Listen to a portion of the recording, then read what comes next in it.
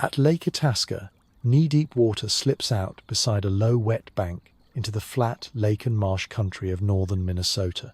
The Mississippi begins here with hardly any width at all, a narrow channel leaving the lake between damp soil, reeds, and dark roots. From this small outlet, it takes a broad, southern course through the middle of the continent. At first, though, it does not look like much. It looks like clear water finding a line through low ground, and yet this narrow start will continue for about 2,340 miles to the Gulf of Mexico. Here it is only gathering itself, drawing away from the lake, tightening into its first clear channel, and bending into marshy ground where the headwaters begin to hold. At the edge of Lake Itasca, the water leaves by a channel so small that it can be taken in at a glance. Clear current moves over a shallow bed where rounded stones show through the surface, and the lake's open water narrows into a modest outlet between low banks. Marsh, grass, and reeds stand close to the edge. Dark roots hold in the damp soil beneath small trees and brush. In places, the current is only ankle deep, and the first visible run of the Mississippi looks less like a formed river than like water slipping out of a lake basin and beginning to keep to a line of its own. A few steps upstream there is lake water spread broadly under the sky. A few steps downstream there is already a narrow moving thread. The change from lake to river comes not with any sudden break in the ground, but with the way the surface tightens and begins to move with a steadier pull. This is the recognized headwaters of the Mississippi in northern Minnesota, within Itasca State Park. The river begins here not as a broad body of moving water, but as a narrow outflow from a glacial lake set among flat ground, wet margins, and scattered timber. The official beginning is plain enough to see from the bank. The lake ends, the outlet starts, and the current takes a form that can be followed with the eye from one side of the channel to the other. A person standing beside it does not meet a powerful stream or a worked river edge. The meeting point is smaller than that, with a shallow crossing, a low shore, and the first continuous motion of water leaving the lake behind. In this part of the park, the headwaters remain close to the scale of the surrounding land. The banks do not rise high above the channel, and water, shore, and marsh still lie close together. Even at the recognized beginning, the ground around the channel still belongs as much to lake margin and wet edge as to riverbank. Around Lake Itasca, the question of where a river truly begins can reach a little farther back than this visible outlet. Water enters the lake through smaller feeder streams, wet ground, and connected headwater country that gathers runoff before it arrives here. Even so, the outlet remains the clearest starting point on the ground. Beyond the bank lie marshy margins, seepage, and inflow. Here at the outflow there is already direction. The current no longer merely occupies low ground. It leaves it in a single thread that can be traced forward. The upstream background remains present, but at the outlet the water has a bank on each side and a downstream course that can be followed without guesswork. What had been part of a headwater region now takes the shape of a visible river course. The distinction is modest in scale, but it is exact enough to stand beside and watch. That setting shapes the first human contact with the river. The headwaters do not stand within a settled corridor of docks, warehouses, fields, or levees. They are kept instead as protected ground, where paths, boardwalks, and a simple crossing point allow people to come near the water without altering its scale. Visitors meet the river on foot and at close range, often by stepping over or beside a channel narrow enough to cross in a stride or two. Even then, the surroundings still read more as lake margin and wet terrain than as riverbank in the later sense.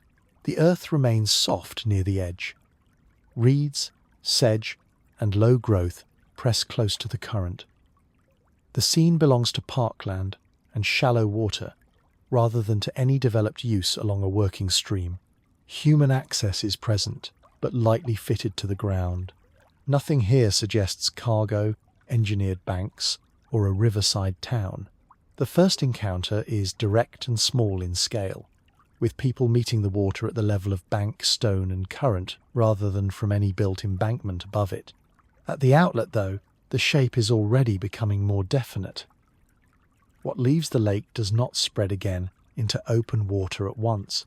It gathers along its banks, slips between grass and roots, and begins to hold to a narrower course over stone and dark bed material. The surface breaks lightly where the bottom rises, then smooths again where the channel deepens by a small degree. With each short distance from the lake edge, the water is less a margin and more a course. The basin of the headwaters starts to fall behind. The banks, still low and close, now begin to guide the water more firmly. Ahead is the first stretch that can be followed downstream, not yet wide, not yet forceful, but already separate from the lake that released it and ready to take on the clearer line of the river's first course. The movement is still modest, but it is no longer uncertain. The lake has given up its water to a channel, and the channel begins to draw away through the low ground.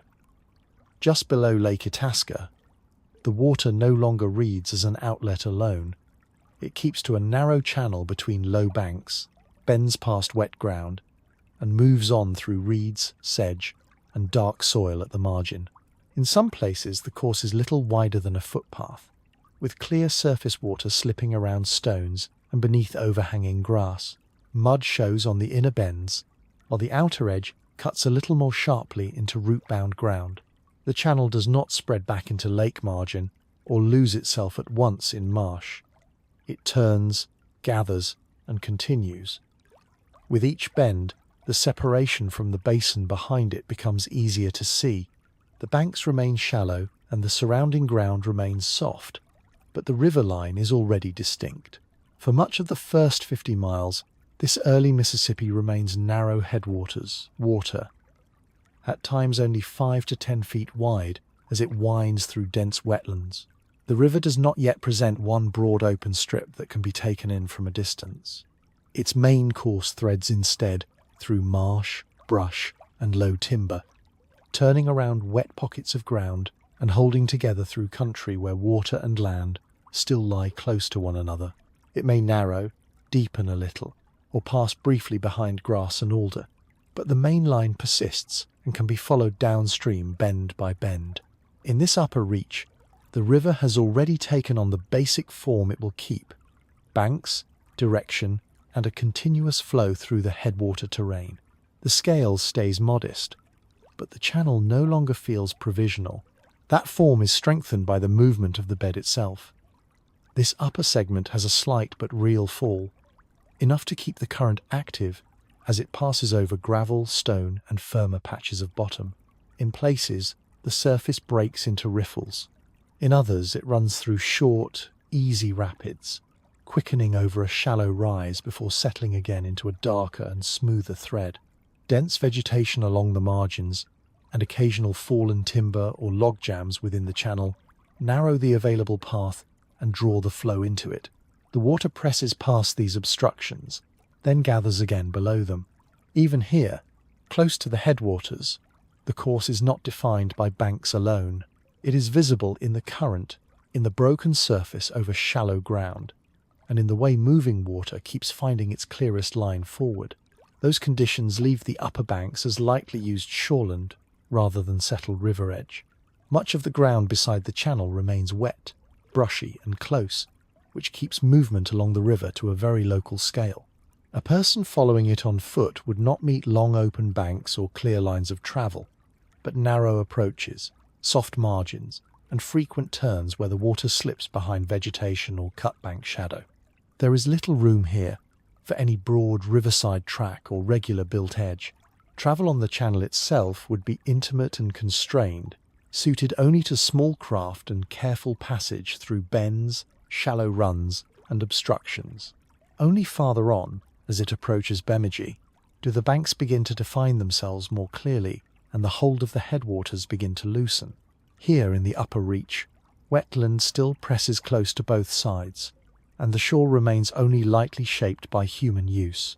Within that close ground, the first channel is now fully separate from the lake basin behind it. The water no longer hesitates at the margin or reads as an extension of standing water.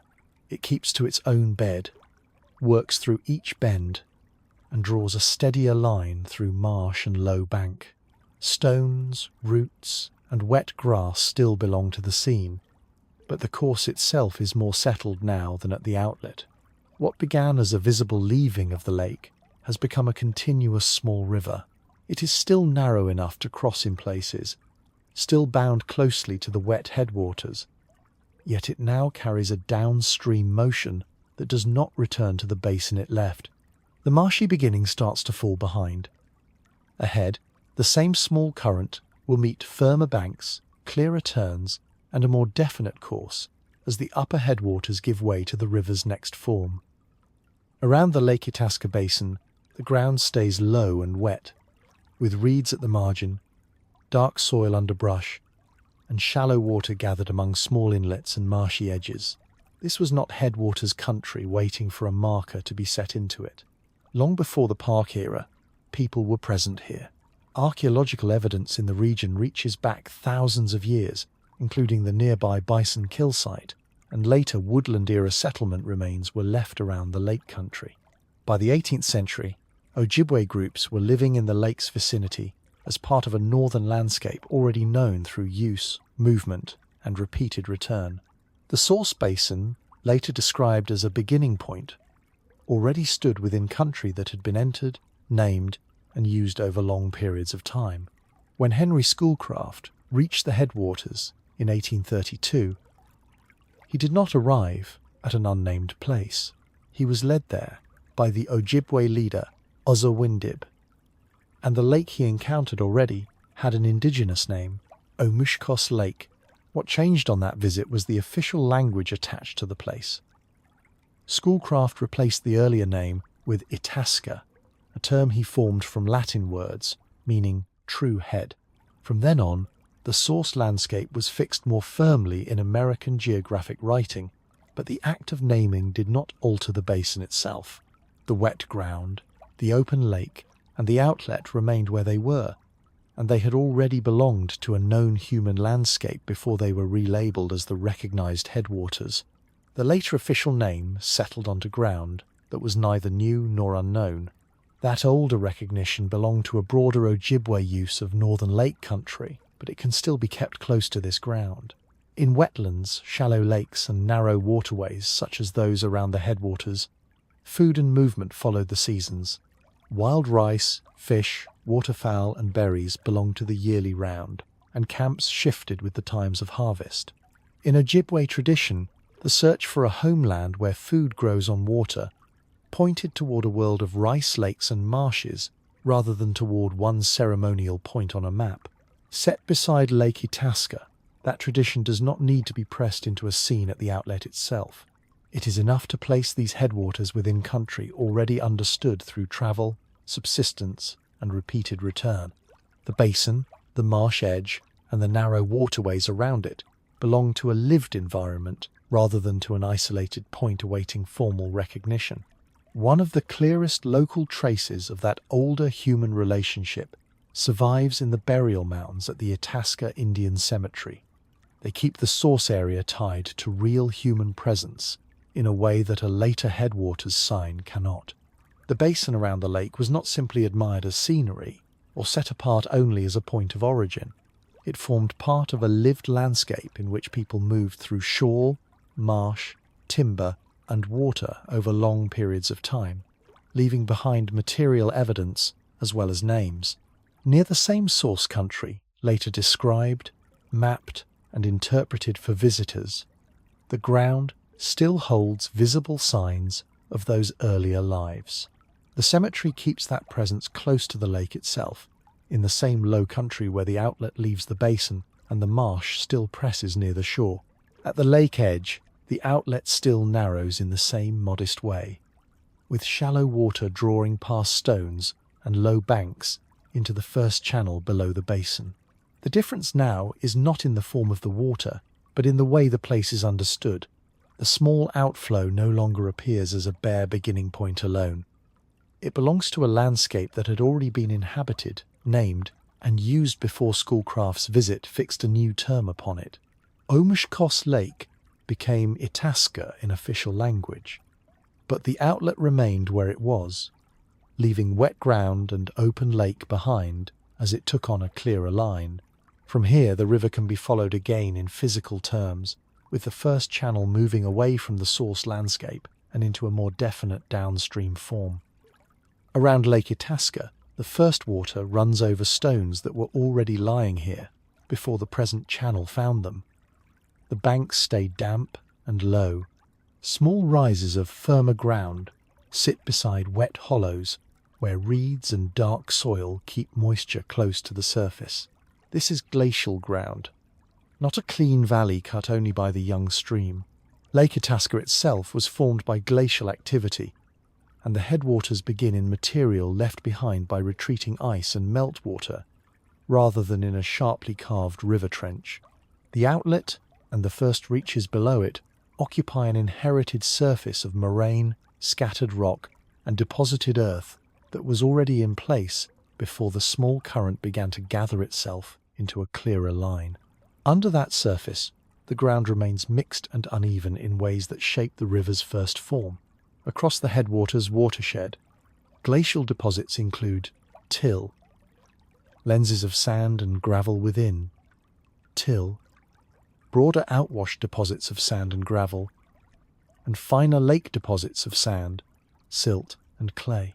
In and around the park, the parent material for most soils is glacial till or glacial outwash, and many soils are coarse or moderately coarse, with sandy loams, loamy sands, and patches of more clearly sandy ground. Low places hold wetter and sometimes organic soils. Water passes through sand and gravel, gathers in hollows, and returns near the surface, while finer deposits keep moisture in flats and basins. The first river therefore occupies low, wet ground, rather than a narrow valley with sharply fixed walls. Its edges stay soft, and the channel remains closely tied to the ground around it. The relief around the headwaters also belongs to this glacial setting. The Itasca Moraine is a major east-west feature in this part of Minnesota, described in the geologic record as an end moraine with the greatest local relief in north-central Minnesota, and other state sources describe it as a large ridge of sandy clay glacial till. Even so, the relief near the first course is not abrupt. It appears as rolling moraine and outwash country, with slight rises, shallow basins, many lakes, and wetlands set into depressions left by glaciation. In such terrain, the young river has little reason to run straight or cut deeply at once. Its first course bends through low places, skirts wet hollows, and adjusts to a surface already shaped by ice, meltwater, and deposition. The drainage line is real, but the land it crosses is older than the channel itself. That older ground gives the upper banks their particular look. They are often lightly defined, sometimes no more than a slight edge between moving water and saturated soil. Nearby lakes, wetlands, shallow groundwater, and the channel itself remain closely linked, so the early river reads less as a stream at the bottom of a valley than as a narrow course threaded through glacial terrain. A few steps from the water, the ground may still be soft enough to hold standing moisture. A short distance farther, it may rise onto sandier soil that drains more quickly. This repeated shift between firmer patches and wet margins keeps the headwaters reach intimate and irregular. The banks do not yet hold the river apart from its surroundings with much force. They leave it visibly connected to the low glacial surface through which it runs. Within that inherited setting, the river has already begun its own smaller work. The current passes over gravel and stone, moves fine sediment onward, and settles it again where the flow slackens along an inside bend or against wet grass at the edge. Soft margins are trimmed a little at a time, while firmer patches help hold the main thread together. Nothing here suggests a strong erosive force. The changes are local and modest, the kind expected of a small stream working through loose glacial material and shallow wet ground. Yet at this scale, they are enough. The channel becomes a little more distinct, the bed a little more sorted, and the water a little more committed to one line through the moraine and outwash setting. The river remains young and narrow, but it is now shaped by two forces at once: the older glacial ground beneath it, and its own steady movement into a more settled downstream form. In one season, the first reach below Lake Itasca presses close to its banks, with shallow water spread across stones and sedge wet at the edge.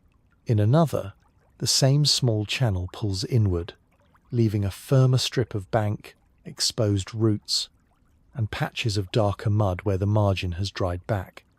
The change does not require a wide view. At river level, it appears in the width of the wetted edge, in how far the current reaches into the grass, and in whether stones in the bed lie just under the surface or stand more plainly in view. Even where the river is narrow enough to cross with ease, it does not keep one fixed appearance through the year. Thaw, rain, drying ground, and winter cold alter the young course again and again, and each shift can be read in the line between current and bank. The main rise in headwaters flow comes with melting snow and spring rain.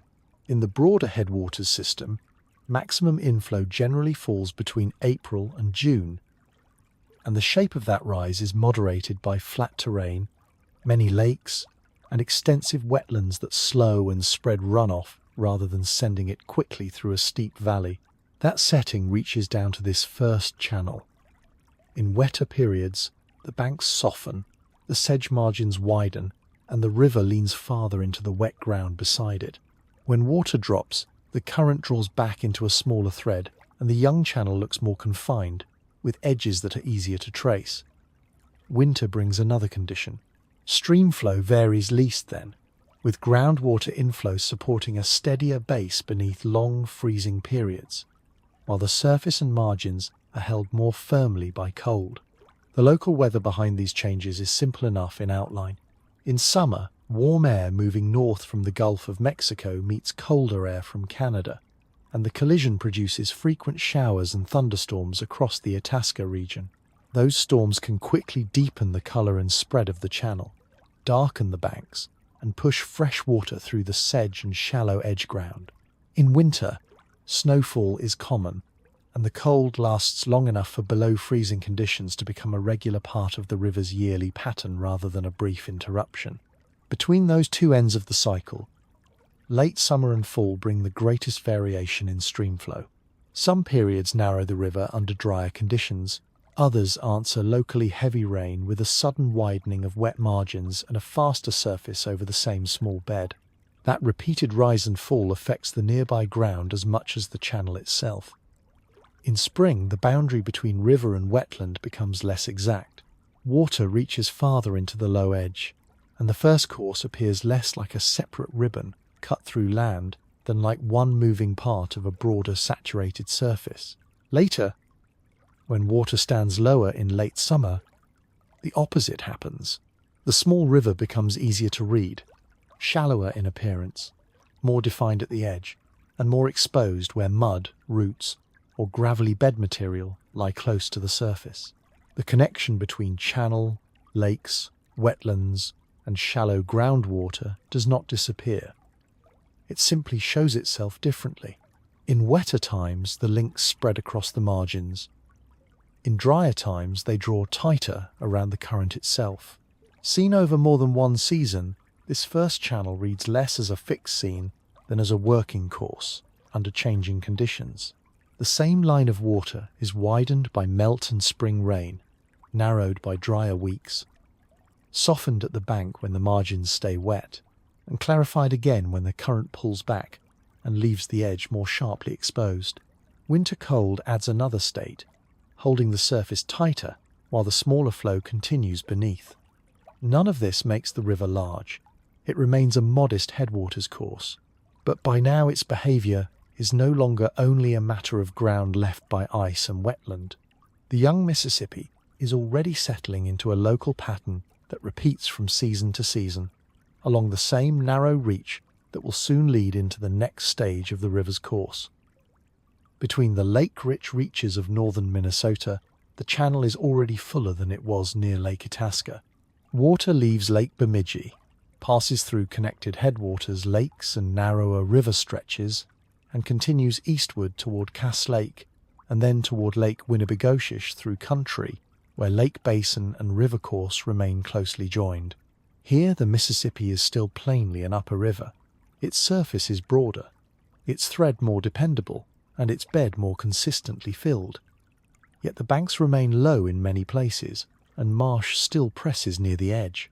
The change appears not as a sudden leap, but as a steadier body of water in the channel itself. The first narrow headwaters reach has not disappeared so much as been reinforced by what the basin around it continues to collect and release. That growth happens in a headwaters way. The Mississippi, above the Crow Wing River, drains a large glacial basin in north-central Minnesota, and official descriptions of that watershed emphasize end moraines, rolling till plains, outwash, marshy ground, and abundant lakes and streams.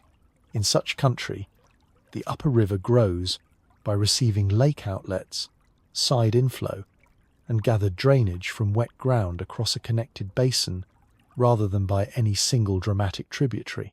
The main stem passes through or out of major lakes on its own line, including Bemidji, Cass, and Winnibigoshish, while nearby lake systems such as Leech add water by tributary connection rather than by direct passage through the channel. The result is gradual but visible. The current becomes more continuous.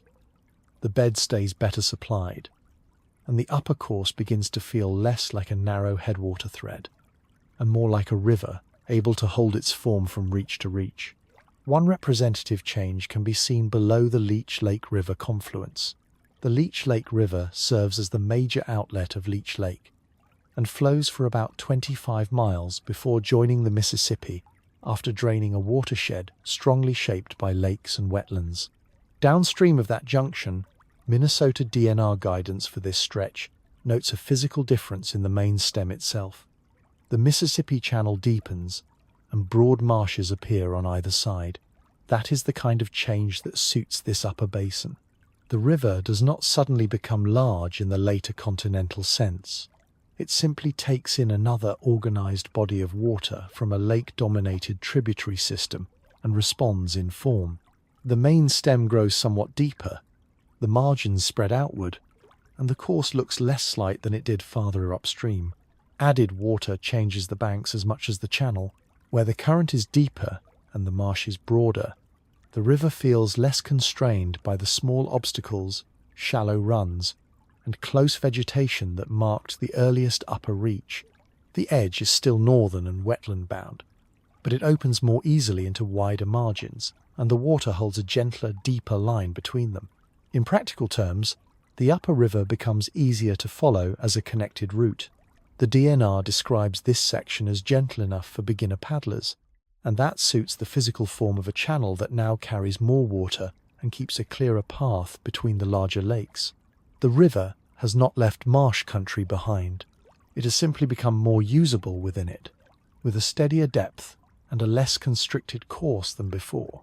By this point, the Mississippi holds more water more consistently than it did near the source. Lake outlets, gathered drainage, and tributary inflow have strengthened the main channel without changing its upper river character. The banks are still low in places, marsh remains near at hand, and the surrounding country is still shaped by lakes and wetlands, but the course is no longer slight. It carries a fuller body of water from one reach to the next, and that continuity begins to show in the look and behavior of the river itself. What was once a narrow headwaters line is becoming a steadier northern channel, supported by the basin around it and ready for the next stage, where people meet not only a beginning point or first course, but a river with enough depth and regularity to be followed, crossed, and used more directly. Below the Leech Lake River confluence, the Mississippi no longer runs only between two tidy banks. The main channel still holds its course, but on either side the ground softens into broad wet margins where sedge, reed growth, and shallow sidewater spread beyond the deeper thread of flow. The bank edge is often low and uncertain. In places, the current keeps to one darker line, while nearby water lies quieter among marsh plants. Pooled in hollows or drawn out along the inside of the corridor, the river does not occupy the full width of this wet ground as one solid sheet of moving water. Instead, it passes through a broader setting made up of channel, softened margins, and shallow companion waters that remain closely tied to the main flow. What had been a more confined upper reach has opened into a wetter corridor where the river now holds space around itself. These marshes and sidewaters are not simply leftover ground beside the river.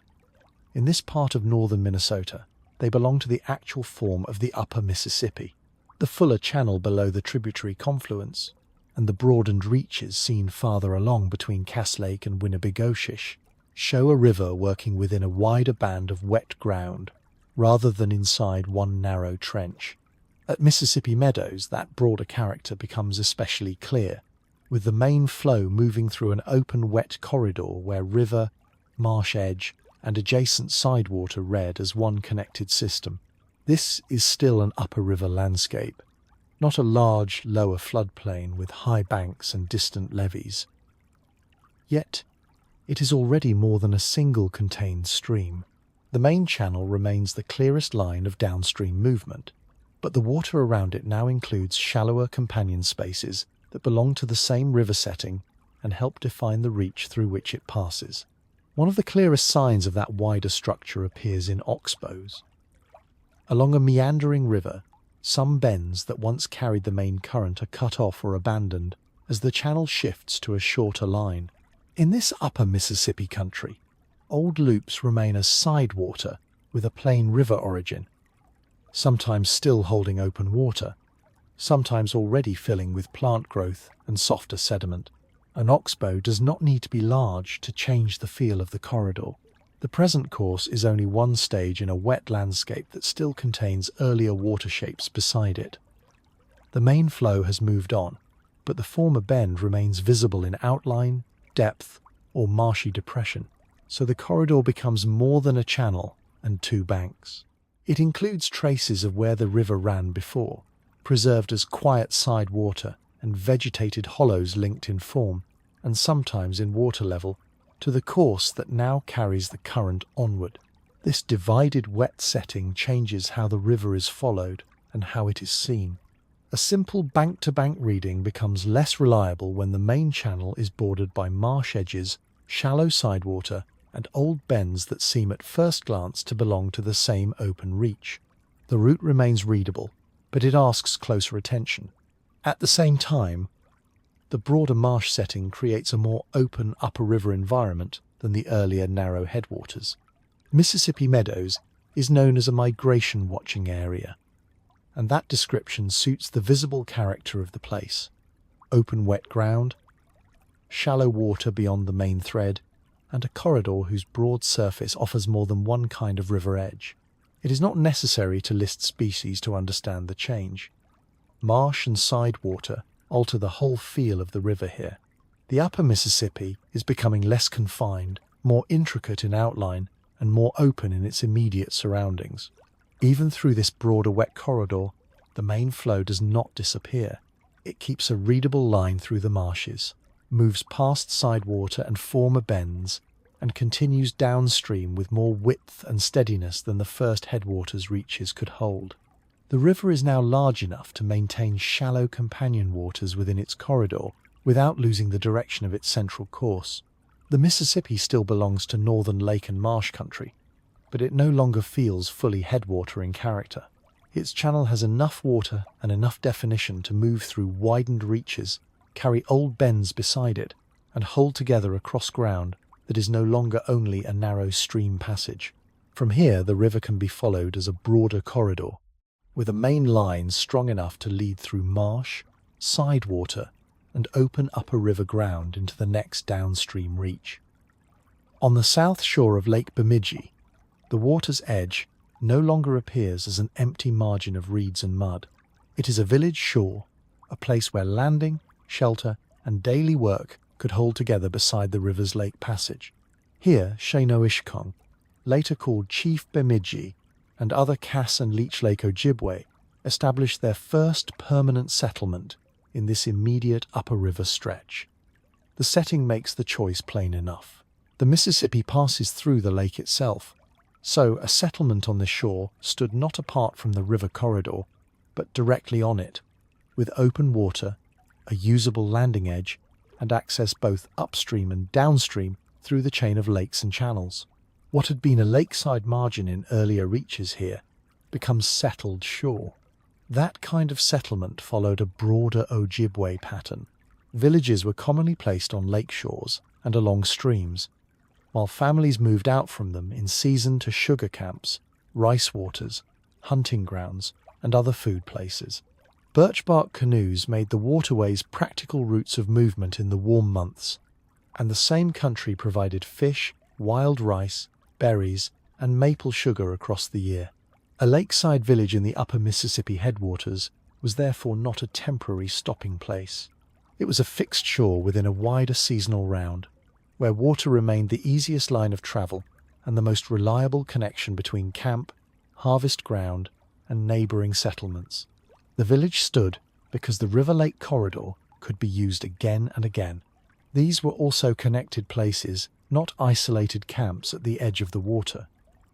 Early trade gathered at the same locations that already suited settlement.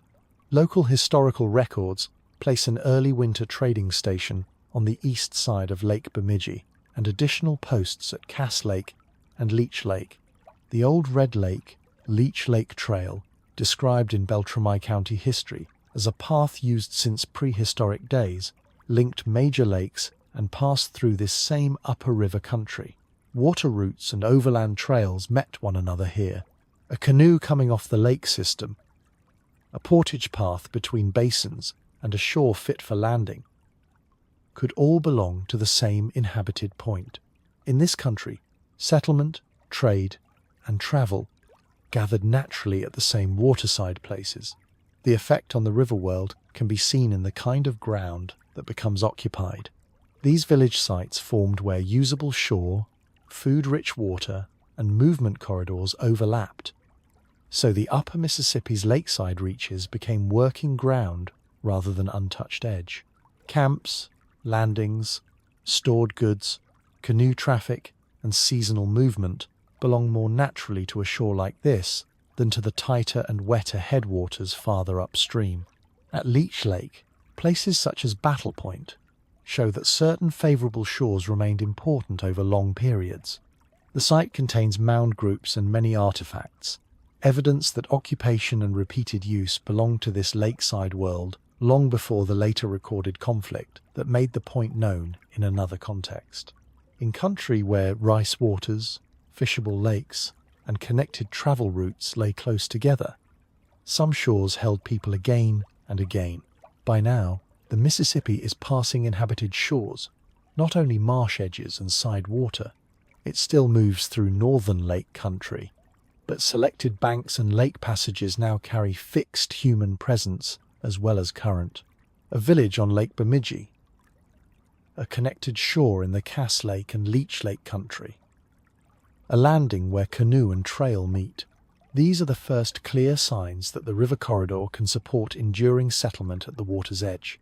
The channel remains upper in scale, yet it is no longer only a forming natural course. It has become a lived route, with enough continuity and usefulness to hold villages beside it and to lead onward into the next layer of older work, exchange, and movement along the water. At Nicollet Creek, where shallow water runs out toward Lake Itasca through low ground and a stony bed, the bank can look ordinary enough: damp soil, brush, and a narrow edge of moving water. Yet this same small valley contains one of the oldest known human use areas in the headwaters region. Archaeological work at the Itasca Bison Kill site has shown that people were active here about 8,000 years ago, leaving evidence of hunting and butchering near the creek and lake shore in a landscape that had only relatively recently emerged from glacial conditions. The ground at the headwaters is therefore not only early river ground, it is also old human ground, even where the visible setting remains modest and close to the water. That older presence did not belong to one brief episode. The record from Itasca State Park includes multiple prehistoric archaeological sites within the park boundaries. among them village sites and mound sites, as well as the bison kill locality itself. These traces span thousands of years and show repeated use of the lake and creek country long before the later Ojibwe village world described in the more recent reaches of this story.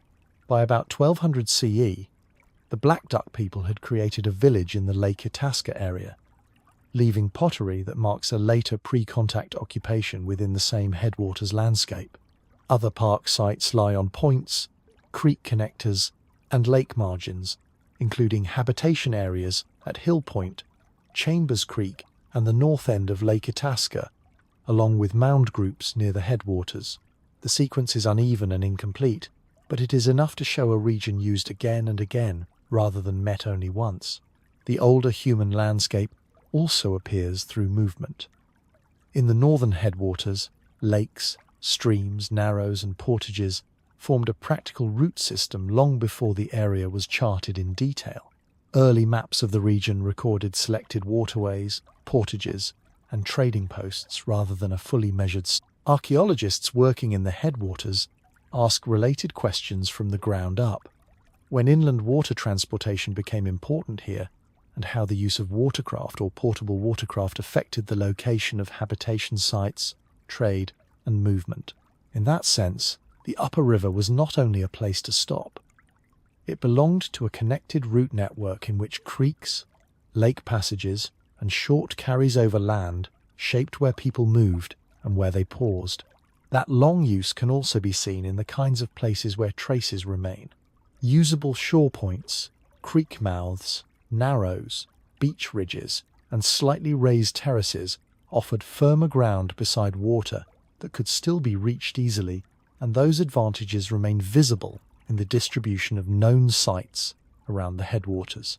At Lake Itasca, several recorded sites occupy points and margins where land projects into the water or where a creek links one basin to another, while burial mounds appear on higher ground close enough to the shoreline to remain part of the same corridor.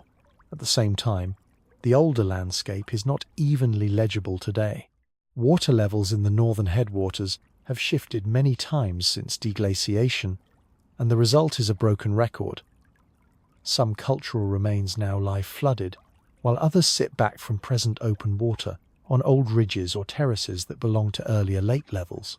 The present edge of lake or creek does not always match the older human edge preserved in the ground.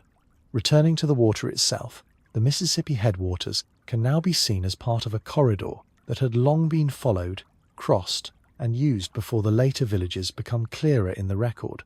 The first channel, the creek mouths, and the linked lakes did not wait for one era to give them human use.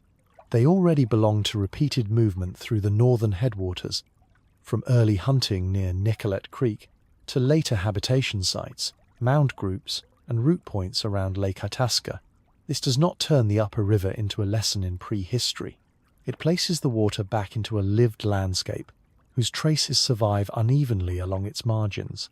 From here, the documentary can move into more defined work and exchange along the river without making human presence seem newly begun. Below Lake Itasca, the Mississippi can still feel like a channel meant to be handled at close range. A canoe entering the first bends does not meet a broad waterway, but a narrow run between wet banks, roots, and reeds, with shallow current pressing around turns that can be seen from end to end. In the first stretch, the river is often only 5 to 10 feet wide, and even farther on, through much of its first 50 miles, it remains narrow enough for both banks to stay visually near. In places, the margins are still only lightly formed, with brush, grass, and low mud close to the water, rather than any fixed river edge. Yet the line of movement is already there. The channel draws forward through low ground, passes out of one constricted reach into another, and grows more defined as it works toward the broader waters near Bemidji. Even at this early scale, the river invites not only a crossing, but a following. Travel in this country depended on more than that single visible channel. In the headwaters, movement worked as a mixed route made from river reaches, lake passages, marsh edges, and short carries across land where water did not connect in a clean or lasting way. A traveller could move along a narrow current bottom for a time, then come out into a lake, then leave the bank again, where a landing made it possible to lift a load and continue by foot to the next usable reach. Some stretches offered easy passage. Others narrowed, shallowed, or bent through ground that made uninterrupted boat travel uncertain. The upper Mississippi belonged within that wider pattern. It was not yet a continuous lane that could simply be entered and followed without interruption, but one part of a linked system in which water and ground had to be read together. The route depended on boat, shoreline, and carry path, working as parts of the same line of movement. That fit between craft and landscape helps explain how the route could be used so early and so regularly. Birch bark canoes were light enough to be taken out at a muddy edge, carried over a short rise, and set back into the next reach without much delay. At the same time, they could pass through narrow channels where a heavier boat would have been awkward, especially where bends were tight, reeds leaned over the water, and the banks pressed close. Their shallow draft suited creeks and upper channels where depth changed quickly from one bend to the next. In a country of lakes, streams, and portages that mattered more than bulk, the useful craft was not the one built for open depth or heavy cargo alone, but the one that could move through changing conditions and endure frequent contact with shore. A route like this favoured a boat that could be paddled, lifted, turned, and landed without much ceremony. Because passage depended on selected banks and selected links, activity gathered at certain points instead of spreading evenly along the water. One example lay farther east, where the Mississippi headwaters were tied by Sandy Lake and the Northwest Trail to the Lake Superior country. That connection later became an established commercial route, but its value was physical before it was commercial. It joined one basin to another through a sequence of usable waters and carries. Places near such junctions became repeated contact points, where people arrived from different directions, where goods changed hands, and where control of passage could matter as much as passage itself. The importance of such a place did not come from width of river alone, but from being one of the points where movement could be redirected, delayed, received, or watched. A narrow upper river could therefore concentrate use at a few landings and junctions long before the lower Mississippi became known for larger traffic. At the bank, repeated use could leave a smaller and more local sign. A landing might appear as a worn patch of earth below the grass line, or a carry path might begin as a narrow break, leading up toward firmer ground before disappearing among trees. At a favoured crossing point, the bank could be pressed bare, where feet had stepped down to the water again and again, while the channel itself remained modest and easily overlooked from a distance. Even where no structure stood beside the river, the route could still be read in these marks of handling and return. In this stretch, the upper Mississippi was not only a course of moving water, but a corridor whose edges were being used, tested, and entered at chosen points. From such places it is only a short step to more regular crossings, stopping places, and the first deliberate handling of the banks themselves. At Bedout, the Mississippi meets the Minnesota below, a high bluff where the ground rises hard and fast from the water. From the junction, the physical arrangement is plain enough. Two channels come together, movement from different directions narrows into one place, and the height above the bank gives a long view over the meeting of the rivers. Fort Snelling stands on that bluff, on Dakota homeland, above the confluence rather than beside it, with the river far enough below to make the position feel chosen for command as much as for shelter. From the water, the site reads first as landform, a steep bank, a high edge, and a fortified position above a point where traffic naturally gathers. That setting helps explain why a control point appeared here. Confluences concentrated movement because river travel, exchange, and arrival from separate waters all narrowed into a shared junction. Construction on Fort Snelling began in 1820 as a United States frontier military post, tied to trade protection and the projection of federal authority in the upper watershed. From the bluff at Badote, the post stood above a place where a large share of regional river movement could be observed as it entered, left, or paused at the meeting of the channels. The fort did not need a long open reach beside it. It occupied a point where geography had already drawn routes together, and where position itself carried authority before force had to be shown. A short distance upstream, power took a different form at Street Anthony Falls. Here, the river was not watched from above so much as worked at the point where falling water could be turned into labor. Street Anthony Falls is the only waterfall on the entire Mississippi River, and the channel here did more than interrupt movement. It offered concentrated energy in one fixed place. By the 1850s, that drop was already being harnessed for commercial sawmills and flour mills, and later the same stretch became a site of hydroelectric generation. Stone, timber, raceways, and eventually dams and power works gave the bank near the falls an increasingly handled look as the river's force was taken hold of and directed into machinery at the edge. The effect on nearby settlement was clear, without widening far beyond this upper river cluster. Minneapolis took shape around the falls because water power supported the milling district that grew there, first in lumber and then in flour. St. Paul, by contrast, held importance as the head of navigation, where upstream river movement met a practical limit and traffic could gather at landings below the bluffs. The two places were close to one another, but they grew from different uses of the same river. At the falls, the current was turned into industrial work. Downstream at St. Paul, the river remained above all a navigable approach and a place of arrival, loading, and transfer. In this stretch, power and traffic fixed themselves at separate but related points along the water. At river level, these larger forms of control returned to view through smaller marks on the bank. Below the bluff, there could be a landing cut into the slope, a worked approach where boats met the rise to the fort above.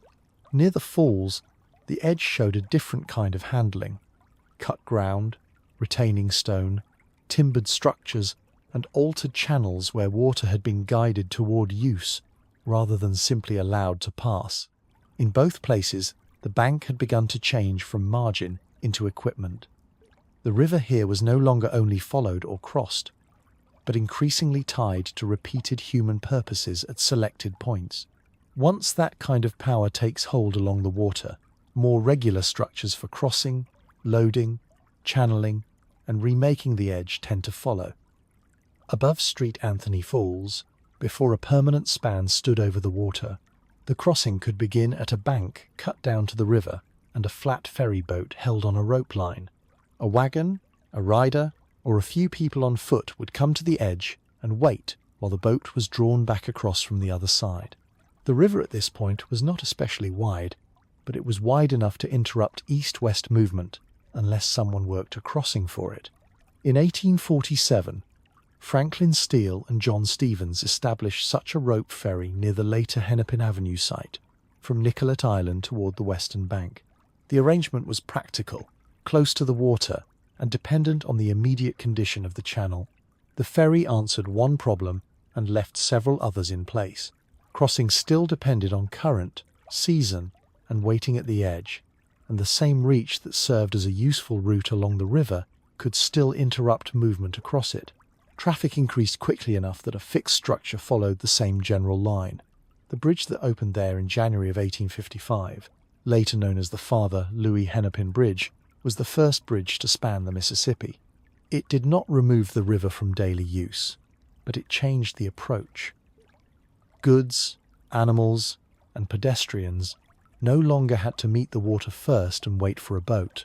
A regular east-west passage now stood above the current, and the crossing point began to function less like a worked bank and more like permanent street infrastructure.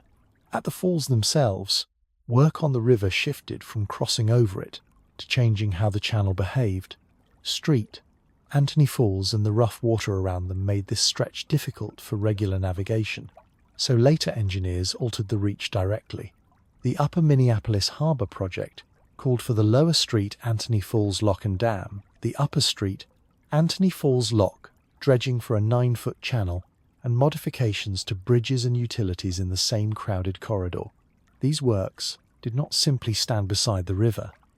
They cut into it, held it, raised and lowered vessels through it, and turned an uneven stretch of current into something more closely managed. Lock walls, dam structures, and dredge depth made the river here look less like a natural interruption and more like a worked passage. Those changes could also be seen in how people and goods reached the banks. A fixed bridge above the falls meant that roads and traffic no longer had to run along the river until a ferry or ford could be found. Movement could cross directly and continue. Downstream at St. Paul, the lower landing became a more formal river approach at the head of navigation, where arrivals entered Minnesota and where cargo and passengers met the shore in a repeated, organized way. The landing was no longer simply an open bank where a boat happened to stop. It became a known point of entry, joined to the city above by established access and tied to the wider habit of meeting the river at built places rather than at whatever patch of shoreline happened to be nearest. At water level, that larger change could be read in smaller pieces of structure. A timbered landing, a bridge abutment set into the bank, stone facing at the edge, or the hard vertical wall of a lock, all showed the same thing in different forms. The river was being given fixed points of contact. The shore was no longer only a place to step down to the water when needed. It was being cut, reinforced, and arranged for repeated use. In the Minneapolis-St. Paul stretch, crossings and river works made access more regular one intervention at a time, until the bank itself began to lose the look of occasional handling and take on the look of a continuous urban edge. At the foot of Jackson Street, the high bluffs of St. Paul opened just enough to make room for a working landing. Below that break in the Mississippi's 80-foot rise, a steamboat can lie against the levee while freight is passed down to the bank or carried up from it, and the town above looks less like a distant settlement than a wall of ground reached by one useful gap. There is little spare space between water and slope. The landing has to function in a tight band where boat, cargo, and shoreline meet directly. This is not a river edge for standing and looking. It is an edge organized around arrival.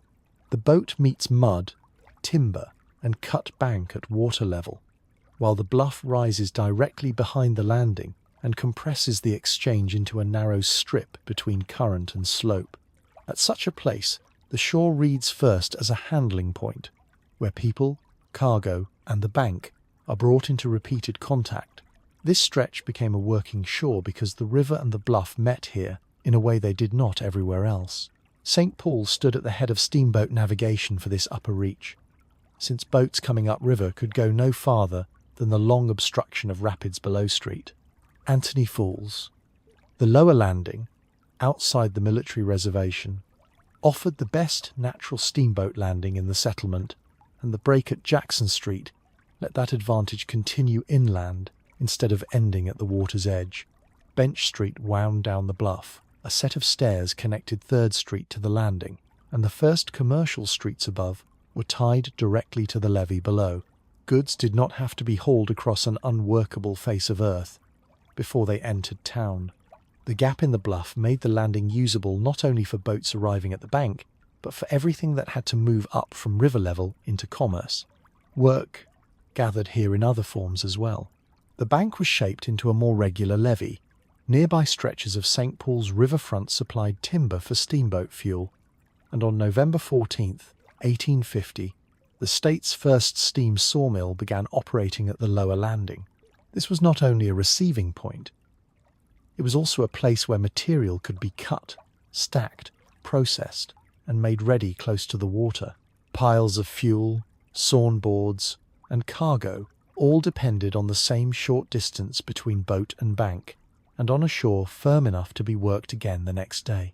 Instead of remaining a loose natural margin, the waterfront was increasingly given practical form through repeated labour at the levee and beside the landing. The effects of that regular work appeared quickly on the town edge above. The district rising from the lower landing developed into a warehouse and distribution quarter, serving a much wider hinterland. because the bank below had become a dependable point of entry and supply. Nearby trade also began to take fixed shape in smaller, scheduled ways. In 1853, a market house was built in St. Paul, giving farmers a set place to sell produce instead of relying only on informal exchange at scattered points. The riverfront did not have to contain every part of that commerce itself. It only had to keep delivering people and freight to the base of the bluff in a regular way. Once that happened, storage, sale, and redistribution could gather just above the landing in more permanent structures, close enough to the levee to remain tied to it but high enough to belong to the streets above. At shore level, the whole arrangement could still be read in simple physical pieces. The levee edge, stacked goods, warehouse fronts facing the approaches, and the climb from the landing toward 3rd Street above. The bank no longer looked like an occasional access point where a boat happened to stop.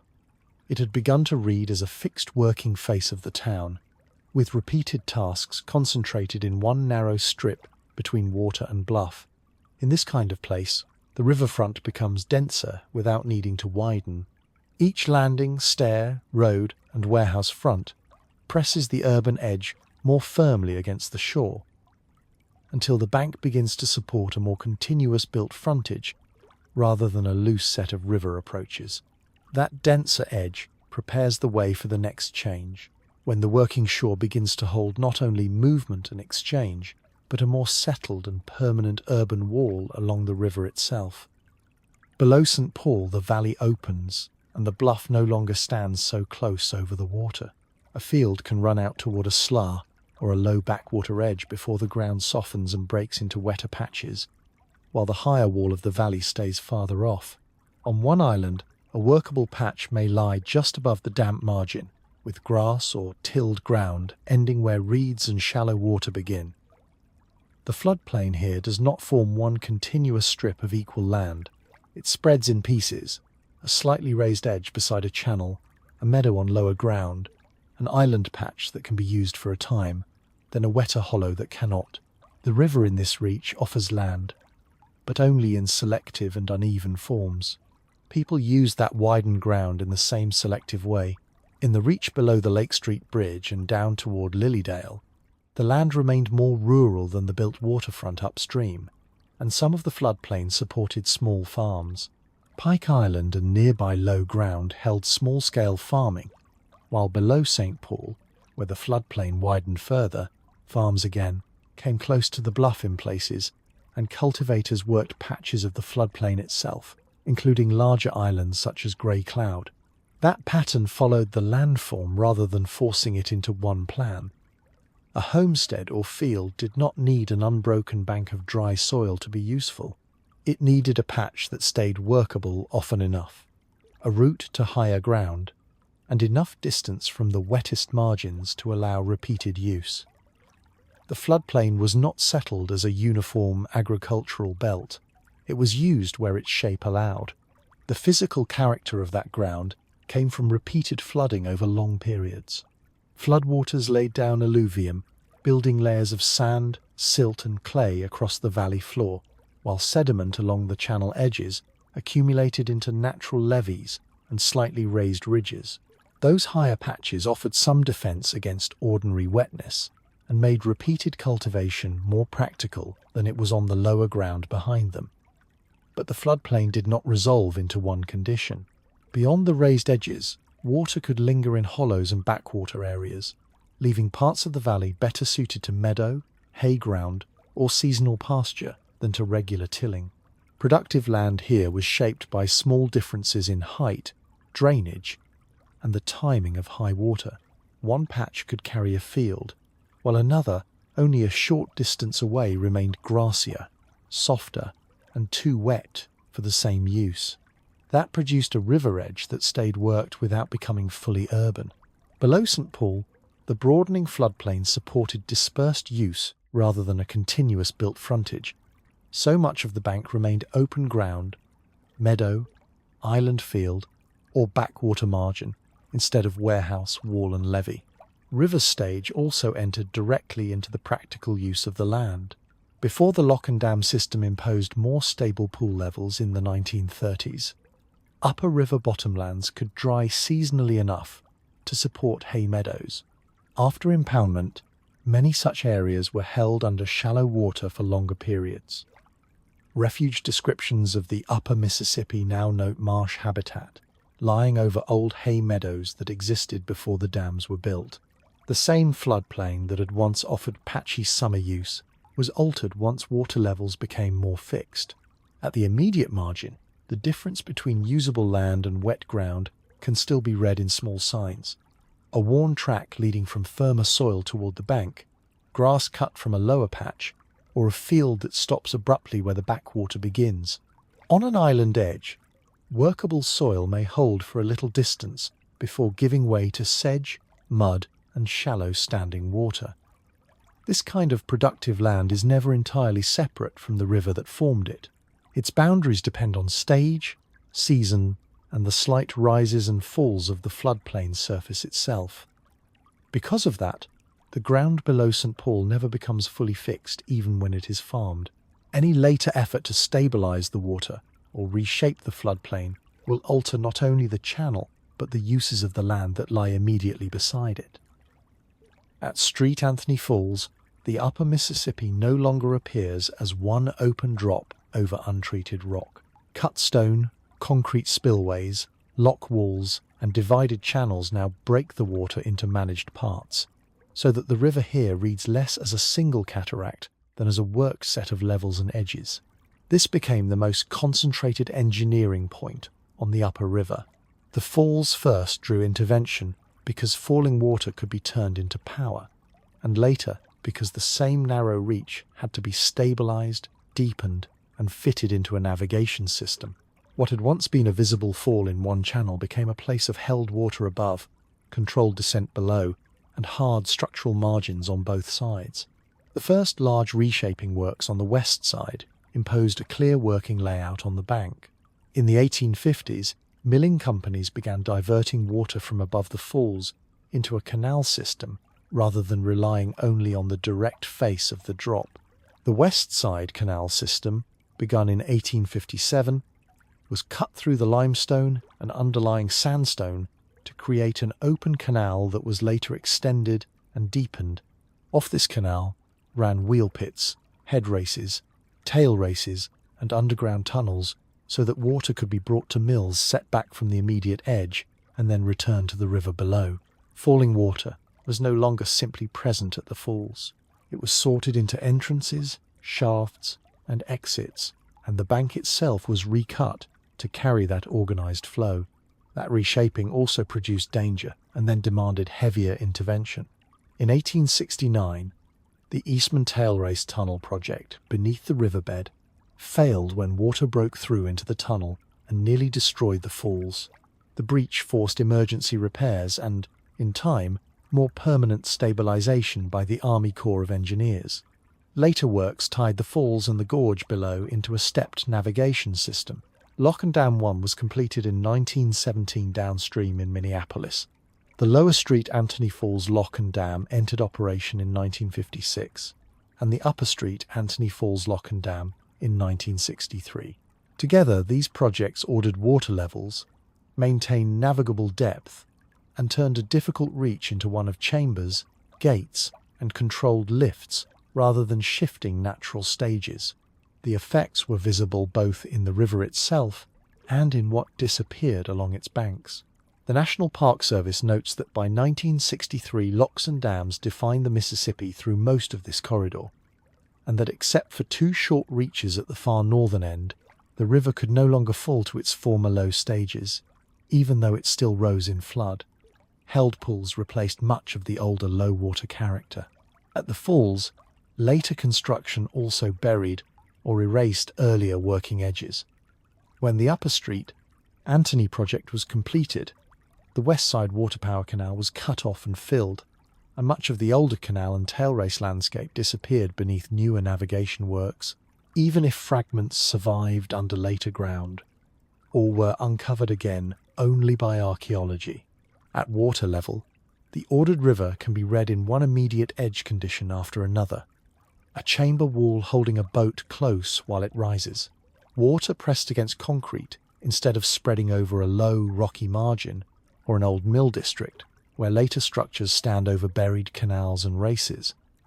The river here is not merely approached and used. It is fixed into durable forms that tell boats where to wait, where to lift, and where to pass. Once water has been pooled, walled, and given a regulated depth, the banks beside it are ready for a different kind of continuity.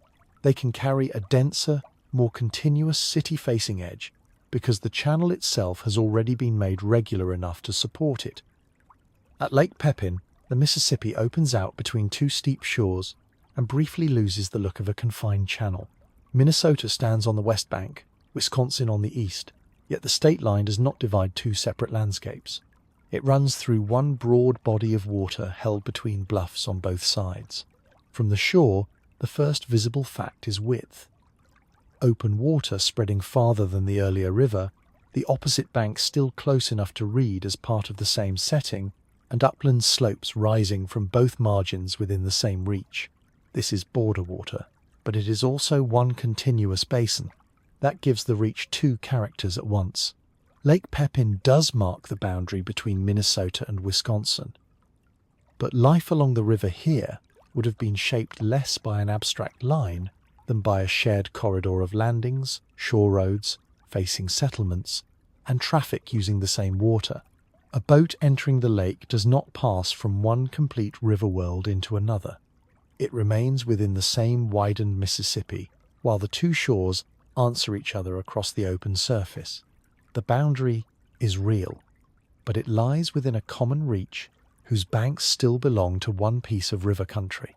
The shape of that common reach comes from a specific act of river building farther down on the Wisconsin side. Lake Pepin formed because sediment from the Chippewa River built a delta that backed up the Mississippi and widened it into a natural lake. Around that broadened water, the surrounding country remains strongly shaped by bedrock bluffs and tributary valleys. Small cold water streams descend through bluff country into the lake, and steep side valleys interrupt the shore instead of leaving it even and uniform. The result is a widened basin that gathers different shore forms into one water body. A delta-built lake at its center, bluffs rising above it, and tributaries entering from both sides through narrow breaks in the uplands. That arrangement affects how the reach is read from the banks.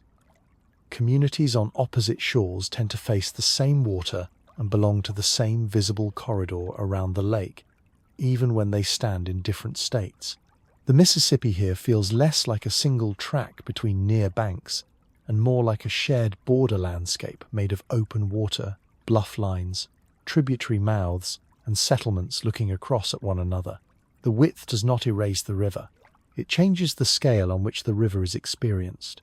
Instead of one directed channel, there is a broader middle space that holds both shores in view at once and makes the opposite bank part of the same scene rather than a distant outside edge. Farther down, that broad water begins to gather itself again.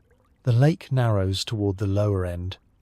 The open surface gives way to a more directed current, and below Wabasha the Mississippi enters the longer floodplain corridor protected as the Upper Mississippi River National Wildlife and Fish Refuge. From there, the banks matter in a different way.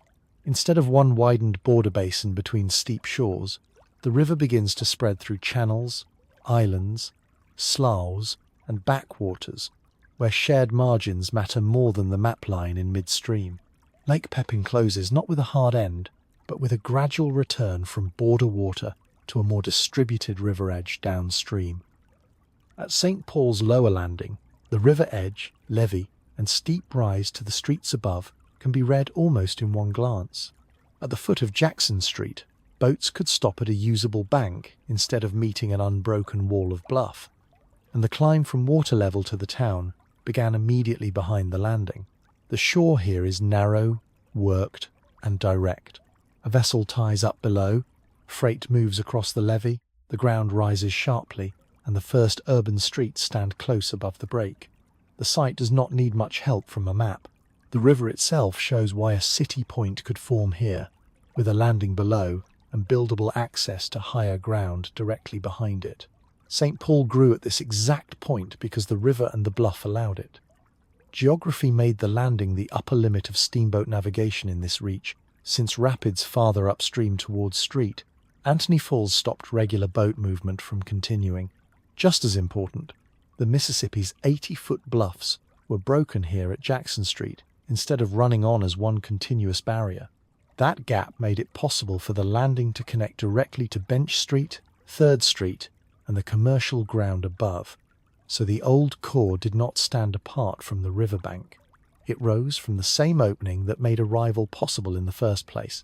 St. Paul's early centre was therefore not simply near the river. It grew out of one particular landing geography.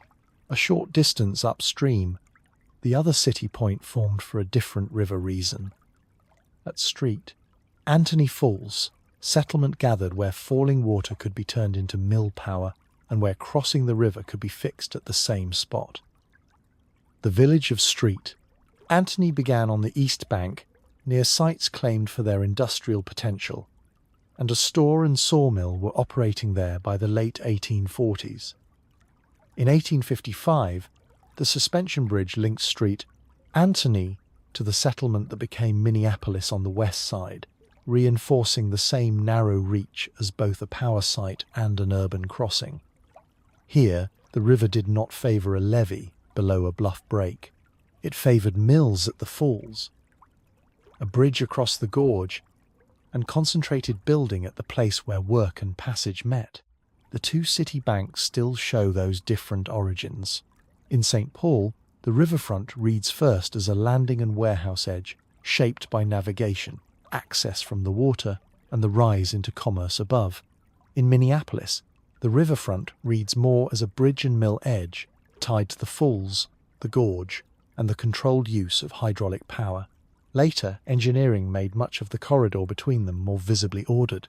Between 1907 and 1963, locks and dams reshaped the Twin Cities' reach so extensively that most of the corridor no longer fell to its former natural low-water stages. Yet even under these later works, the older logic remains visible. One city still stands where boats could arrive below a broken bluff, and the other where the rivers drop and a fixed crossing made concentrated work possible. A few physical clues are enough to show why the cities stand where they do. In St. Paul, there is the landing below the bluff and the immediate climb toward the old streets. In Minneapolis, there is the bridge line at the falls, the mill district beside the gorge, and the shaped bank where water was directed into use. Between them, later walls, locks, and held pools have made the river edge more regular, but they have not erased the original choice of sites. Once the Mississippi leaves this paired urban reach, city form will depend less on a falls or a single break in the bluffs, and more on broader margins, wider ground, and the larger floodplain conditions farther downstream. At Bardot, the Mississippi and Minnesota rivers come together around Pike Island in a broad meeting of channels, wooded banks, and joined water. From the ground, the confluence is clear before anything else is said about it. One current arrives from the west, another from the north, and the land between them narrows into a point where water and shore are held in close relation. For many Dakota people, this is not only a useful meeting of rivers, but a sacred place of creation, a landscape tied to origin as well as to long human presence. The confluence is therefore read in two ways at once, as visible landform and as a place where water, people, and meaning have remained joined over a very long time. That significance was carried in repeated seasonal use rather than in belief apart from the ground. Dakota families return to this river corridor to hunt, fish, gather, celebrate, and live according to the year's changing work. In spring, winter villages dispersed, and women, children, and elders moved to sugaring camps while men left on hunting parties.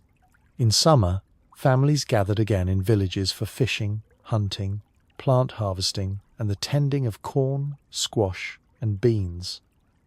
These actions tied remembrance to recurrence. The river was not only remembered here, it was used here again and again, with the same confluence and the same adjoining ground, receiving people in different seasons and for different purposes. Tradition at Badote remained attached to bank, water, and return. A little above the rivers stands Ohiawahi, or Pilot Knob, which adds another layer of sacred geography to the same stretch of country. The hill looks down over the meeting of the waters and has long been known in Dakota as a hill much visited. It was a burial place, and Dakota villages stood below it along the river in the early 19th century. The relation between hill and confluence matters here. The river below was a place of movement, camp, and gathering, while the height above it held burial and remembrance in sight of the joined channels. Memory stayed close to the same banks rather than being scattered across a wider sacred map. A person could stand above Badote, look down over the confluence, and remain within one continuous landscape of return, ceremony, and the dead. The meaning of these banks later thickened with a different kind of memory. After the War of 1862, more than 1,600 Dakota people, most of them women, children, and elders, were forcibly brought to Fort Snelling and confined in a concentration camp on the river bottom below the fort, within the same Badote landscape. Sacred origin and historical trauma, therefore, came to occupy the same stretch of river ground. Nearby, Owamniomni, also known as Street, Anthony Falls, remains another sacred Dakota site. Dakota people went there for ceremony, and current restoration work describes the place as one of healing, reconnection, and renewed relationship with the river. In this upper reach, the past is not sealed off from the present. It continues to gather at named river places where return is still possible, even when the landscape also carries loss. At the immediate meeting of water and bank, that long remembrance can rest in small physical signs. A footpath leading toward the confluence, a bluff edge looking down to the joined channels, or a place where the river is approached with care rather than only crossed or worked. Nothing at Badote needs to be large to hold what has gathered there. The shape of the confluence itself keeps drawing attention back to the same ground. Where a river landscape has carried repeated return, ceremony, burial, and grief, later history rarely stays anonymous for long. Named people, leaders, and communities begin to gather around the same banks, and their lives become inseparable from the river places that had already held so much before them. Near the river's end, the water no longer spreads as it once did across shifting bars and shallows. At South Pass, the outlet runs between long artificial margins that press the current into a tighter line. Farther upstream, on managed reaches of the lower river, the floodplain lies behind raised embankments and revetted banks hold against caving earth that would otherwise slump into the stream. The water is confined, the edge is maintained, and crossings and port approaches depend on a channel kept within set limits. This part of the Mississippi does not read as entirely self-made. Its visible form includes surveys, decisions, and river works that entered the channel and remained there, until embankment, training structure, and altered current became part of the ordinary scene and part of the river's expected shape for vessels, ports, and towns along the lower river. Earlier in the 19th century, one of the most immediate obstacles to movement was not the mouth, but the channel itself. Trees fell from soft banks, lodged in the current, and turned into snags that could tear open a hull or block a narrow passage. Henry Shreve met the river at that problem. His snag boats were built for blunt, practical work, striking buried trunks loose, lifting them with chains and windlasses, and clearing paths that steamboats could use with less uncertainty. The work was not elegant, and it did not end the danger for good. It showed instead in opened bends, cleaner crossings, and fewer reaches where pilots had to guess at what stood below the surface. Even when Shreve worked most famously on the Red River raft, the larger pattern belonged to the Mississippi system as well. Channels made more regular by crews treating wood in the water as something to be found, hauled aboard, cut apart, and removed. After clearing came measurement. In the middle of the century, Andrew A. Humphreys left a different kind of mark on the lower Mississippi, less obvious at first glance but just as durable in practice. Under his direction, the river was sounded, surveyed, compared, and written down with unusual thoroughness. Banks became lines fixed on paper. Flood heights became records tied to place and date. Cross-sections, current readings, and levee conditions were gathered into a body of knowledge meant not only to describe the river after the fact, but to anticipate what it might do next. Gauges and survey marks along the bank belong to that discipline. So do the long tables and plotted sections that treated the lower valley as something to be observed continuously, calculated, and administered, not only endured when the water rose against fields and towns and against the edges of built ground. At the mouth, James B. Eads left the clearest physical signature of the three. The problem there was sediment. As the Mississippi reached the Gulf, it built bars that reduced depth and complicated entry for ocean shipping. Eads argued not for bypassing those deposits, but for forcing the outlet water into a narrower, faster course so it would cut more deeply through its own obstruction. At South Pass, parallel jetties were carried out into the Gulf, built with willow mattresses weighted by stone and topped with concrete. The effect was direct. The current was concentrated, the bar was scoured into a deeper channel, and the mouth became more dependable for larger vessels moving in and out of the river system. Even now, the engineered outlet preserves a clear 19th century idea that this river could be made more useful by narrowing it where it spread. From there, the Mississippi moves forward as a river increasingly handled by offices, districts, commissions, forecast centres, and maintenance crews rather than by single figures working close to the water. Levees are inspected, revetments repaired, dikes placed to direct flow, gauges read, and stages forecast for towns and shipping alike. On some reaches, the bank line is held in place for navigation and flood control. On others, the channel is dredged, realigned, or watched against the next difficult season. Yet the river that appears so managed on a chart, or behind an embankment, still tests those arrangements in flood and low water. The named men in this chapter recede, but their marks remain in the cleared channel, the surveyed bank, and the engineered outlet. What follows is the present-day Mississippi itself, worked, measured, and still never entirely settled. In a backwater beside the main channel, the surface may look almost flat, but below it the water divides by depth and cover.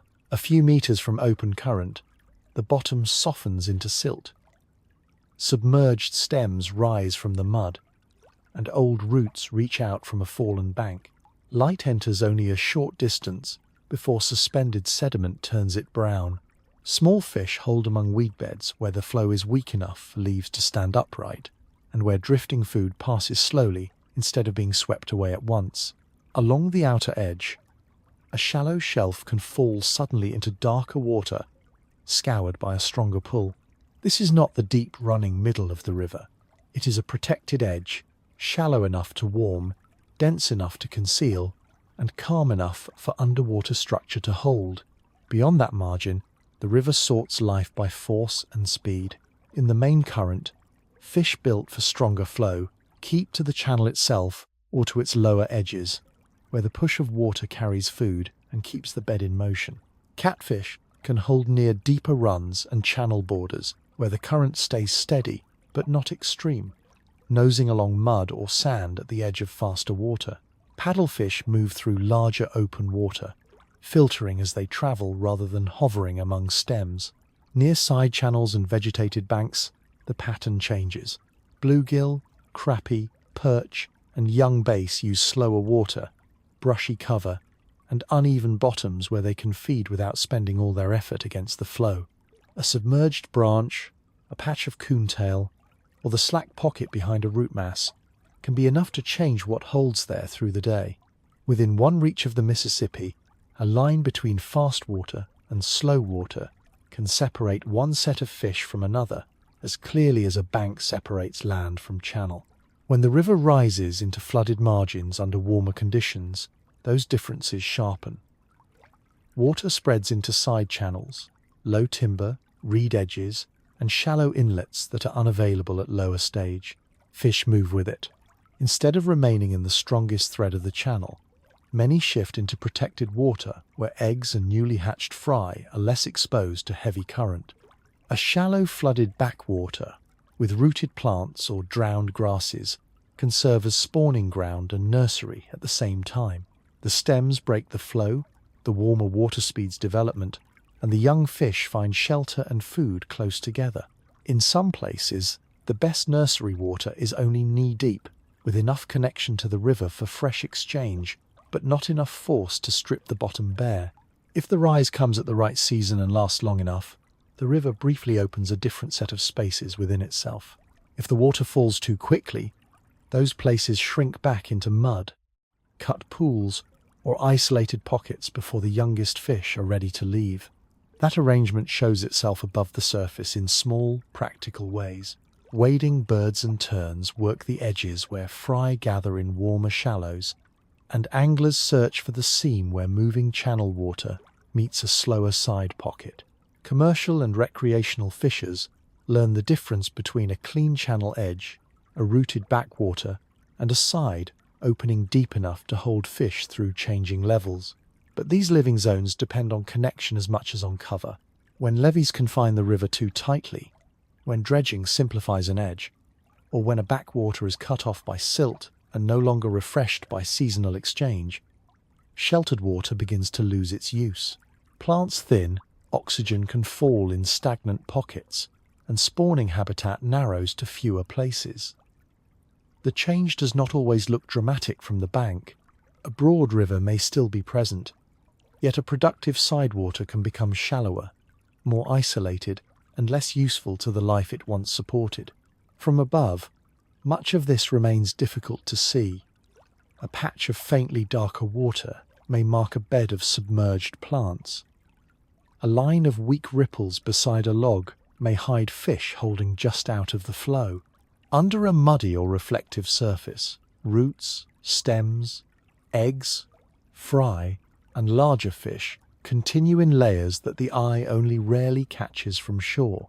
The Mississippi can look opaque, even where it is full of structure. Beneath that surface, life continues in openings behind current, along soft bottoms, and under flooded cover that lasts only part of the year. That arrangement does not remove the marks of levees, cut channels, or managed flow. It persists within them. The next view of the river will stay with that present condition more directly. A waterway still inhabited, but also monitored, altered, and handled from bank to bank. At the edge of the channel, the bank can flatten for a few meters before giving way to wetter ground beyond.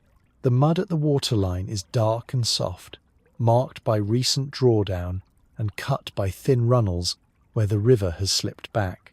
Reeds stand in a narrow band beside shallow sidewater that lies almost still compared with the main flow a short distance away. Low willow branches hang over the margin, their leaves nearly touching the surface, and behind them the ground stays damp enough for sedges and wet grass to hold. In places, a small sidearm opens behind the first line of stems, no more than a shallow pocket at one stage and a wider strip of water at another. Thin mats of floating debris gather there as the slower water catches them. The channel itself presses past with more force, but the bank shelf interrupts that pressure.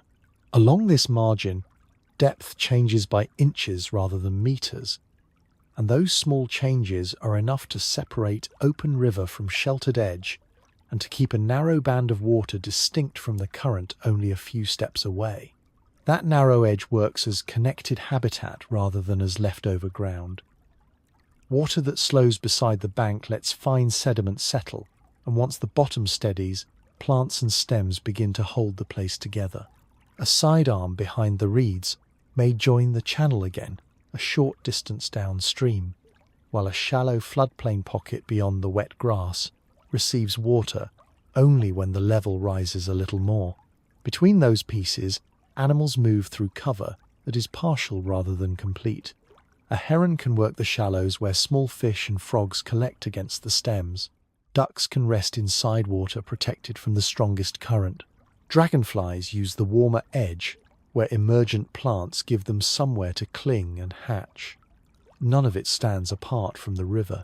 The channel margin, the side arm, and the low flooded pocket remain tied to the next change in depth, current, and bank shape, and a small shift in any one of those can alter the use of the others. As the river rises and falls, the usefulness of that edge is remade. A modest seasonal rise can push water into reed beds, across the mud shelf, and out into ground that was only wet grass a few days earlier. Frogs gain shallow breeding water. Bank birds find fresh feeding ground at the new margin. And insects use temporary pools that did not exist at lower stage. When the water remains high for longer, the boundary between channel and floodplain loosens, and the bank habitat spreads sideways into a broader belt of shallow cover. Then the level drops again. Mud is exposed in strips. Stranded pools remain under bent grass or among roots, and the reed edge retreats toward the deeper side water that stays connected longest. These are not permanent places. Their size and use depend directly on stage, duration, and the speed with which water enters or leaves the bank, so the same edge can offer cover one week and stand nearly bare the next. Bird movement often gathers along these changing edges because the ground is neither fully land nor fully open channel. Waders follow the line of exposed mud after a fall in water, while ducks and smaller birds use flooded stems and sheltered side water when the margin opens again. Yet the same edge can be reduced quickly by works that simplify the bank. Hardened shorelines leave less shelf for reeds and wet mud to form. Levees and drainage can narrow the river's contact with its outer ground, so that side pools and low floodplain water are reached less often or for shorter periods. A cut-off side channel may still look like habitat from above, but without regular exchange it can become shallower, more stagnant, and less useful. The change does not always look dramatic from a boat or levee road. The river may appear broad as ever, while the margin beside it has become steeper, drier, and more separate from the floodplain water it once received. At close range, the life of the bank shows itself in small movements. Insects work above the reeds. A heron steps through water no deeper than its legs, and the mud at the edge keeps the print of birds long after the surface has dried. Just beyond the waterline, the ground stays dark with moisture under grass and low roots, ready to be taken again when the level shifts. The main channel remains only a few meters away, but this thin belt of stems, pooled water, and soft bank already feels like outer ground rather than midstream. It is the place where the river begins to loosen its edge and test the land beside it. From here, the boundary widens. Water that still seems narrow at the bank will soon begin to spread into larger, outer reaches, where the margin gives way to a broader and less certain line between channel and open ground. An old map of the Mississippi lies flat under its own weight, the paper browned at the edges and creased where it was folded for travel or storage. The river runs down the sheet in a dark ink line that widens at some bends, narrows at others, and carries clusters of place names along its banks. Small letters press close to the channel where towns, landings, or forts were thought worth marking. In some sections, the draftsman's hand seems firm, setting down bends and tributaries with confidence. In others, the line loosens, as if the river were being copied from report rather than direct sight. The mouth may spread into uncertain branches, or the upper waters may taper into a thinner and less settled shape. Even before the map is read for information, it can be read as a worked object made by someone trying to hold a long-moving waterway still on paper, and to give fixed form to bends that in the field were never entirely fixed for long. On earlier maps, that effort was often uneven from one reach to the next. The lower river, visited more often by sailors, traders, or officials, could appear more legible than distant upper stretches where information arrived slowly and at second hand. One bend might be drawn with care, while the next was shortened, straightened, or placed too far from its true relation to the bank.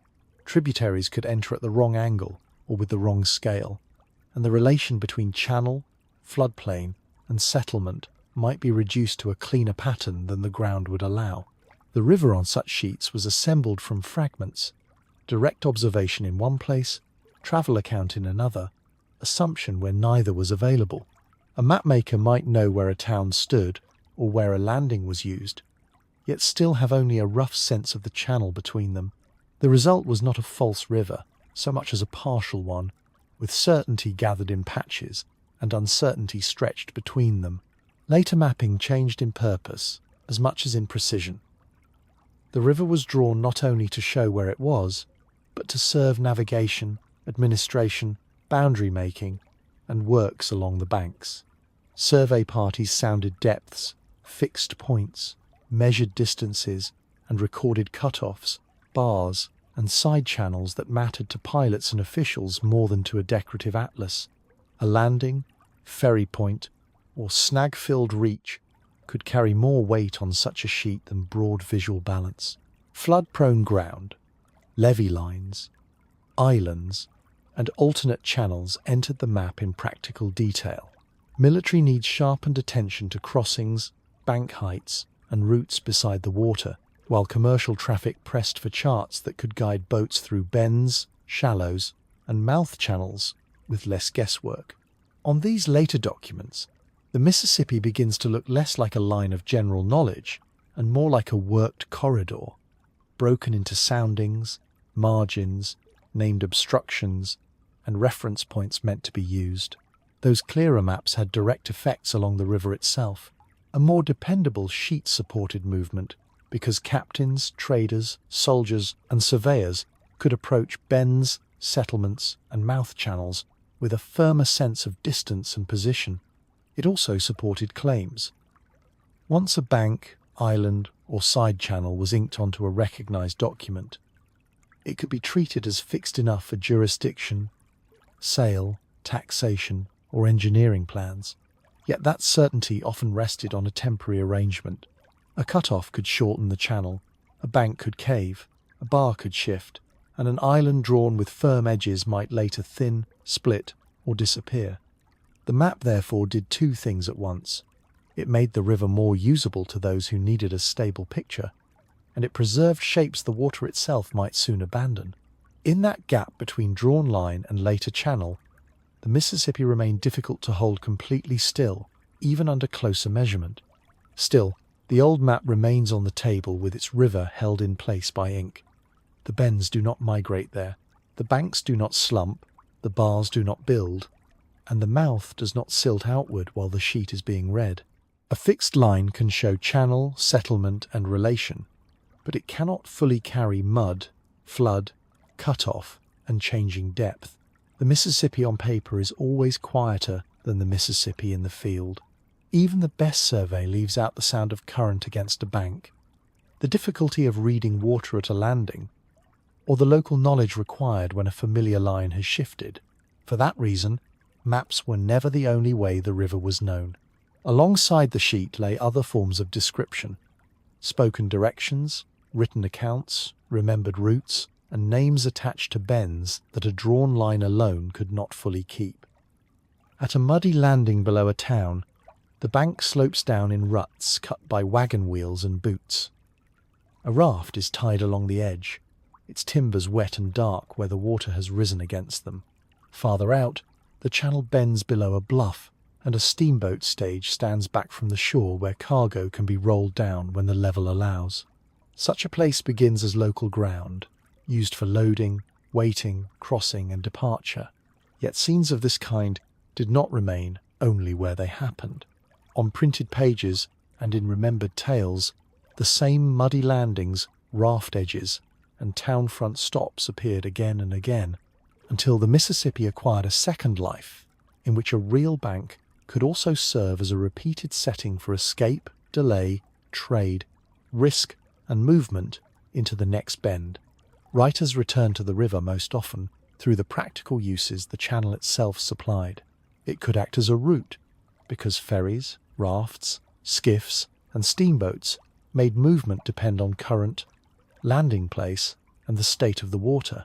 It could act as a border, because one bank was not always the same as the other in law, work, or danger, and a crossing could therefore change more than location. It could also serve as a working setting in which decisions had to be made under river conditions rather than on dry ground. In Mark Twain's Mississippi writing, for example, fog, shifting channels, and uncertain landings are not scenery added afterward. They shape the action.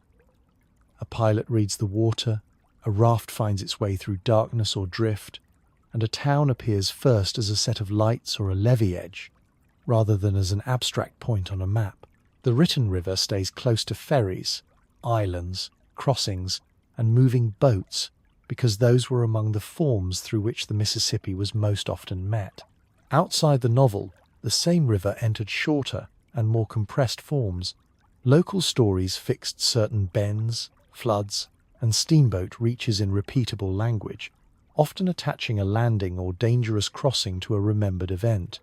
A snag-filled reach, a channel lost in fog, or a town cut off by high water could be reduced to a few recurring details and passed on with little explanation because the river conditions themselves carried the story. Poetry worked differently but remained tied to the same ground. A bluff above the channel, a bell heard from a boat at night, or a flood mark left on a warehouse wall could be shaped into measured language without leaving behind the working river that produced it. In both oral telling and printed verse, the Mississippi was rarely useful as a blank symbol. It entered recollection through banks that gave way, distances that could not be judged easily from shore, and stretches of current that made travel slow, uncertain, or abruptly dangerous. Repeated writing changed how some reaches were known, especially to people who had never stood beside them. River towns could enter the public mind already furnished with levees, packets, buoys on rafts, or dim landings along a steamboat front. Certain bends and islands became familiar through retelling long before they were familiar through direct sight. That could be useful, because it gave distant readers a clearer sense of the river corridor as a lived place rather than as a bare line on a map. It could also simplify. The written Mississippi often favoured the dramatic crossing, the rough landing, the drifting raft, or the town seen from the water, while leaving aside much of the routine labour, surveyed control, and managed infrastructure that also belonged to the river. A literary reach could therefore become more widely known than the working reach from which it was drawn, and a place might be approached already half-shaped by scenes first met in print. Still, the bank itself remains apart from description.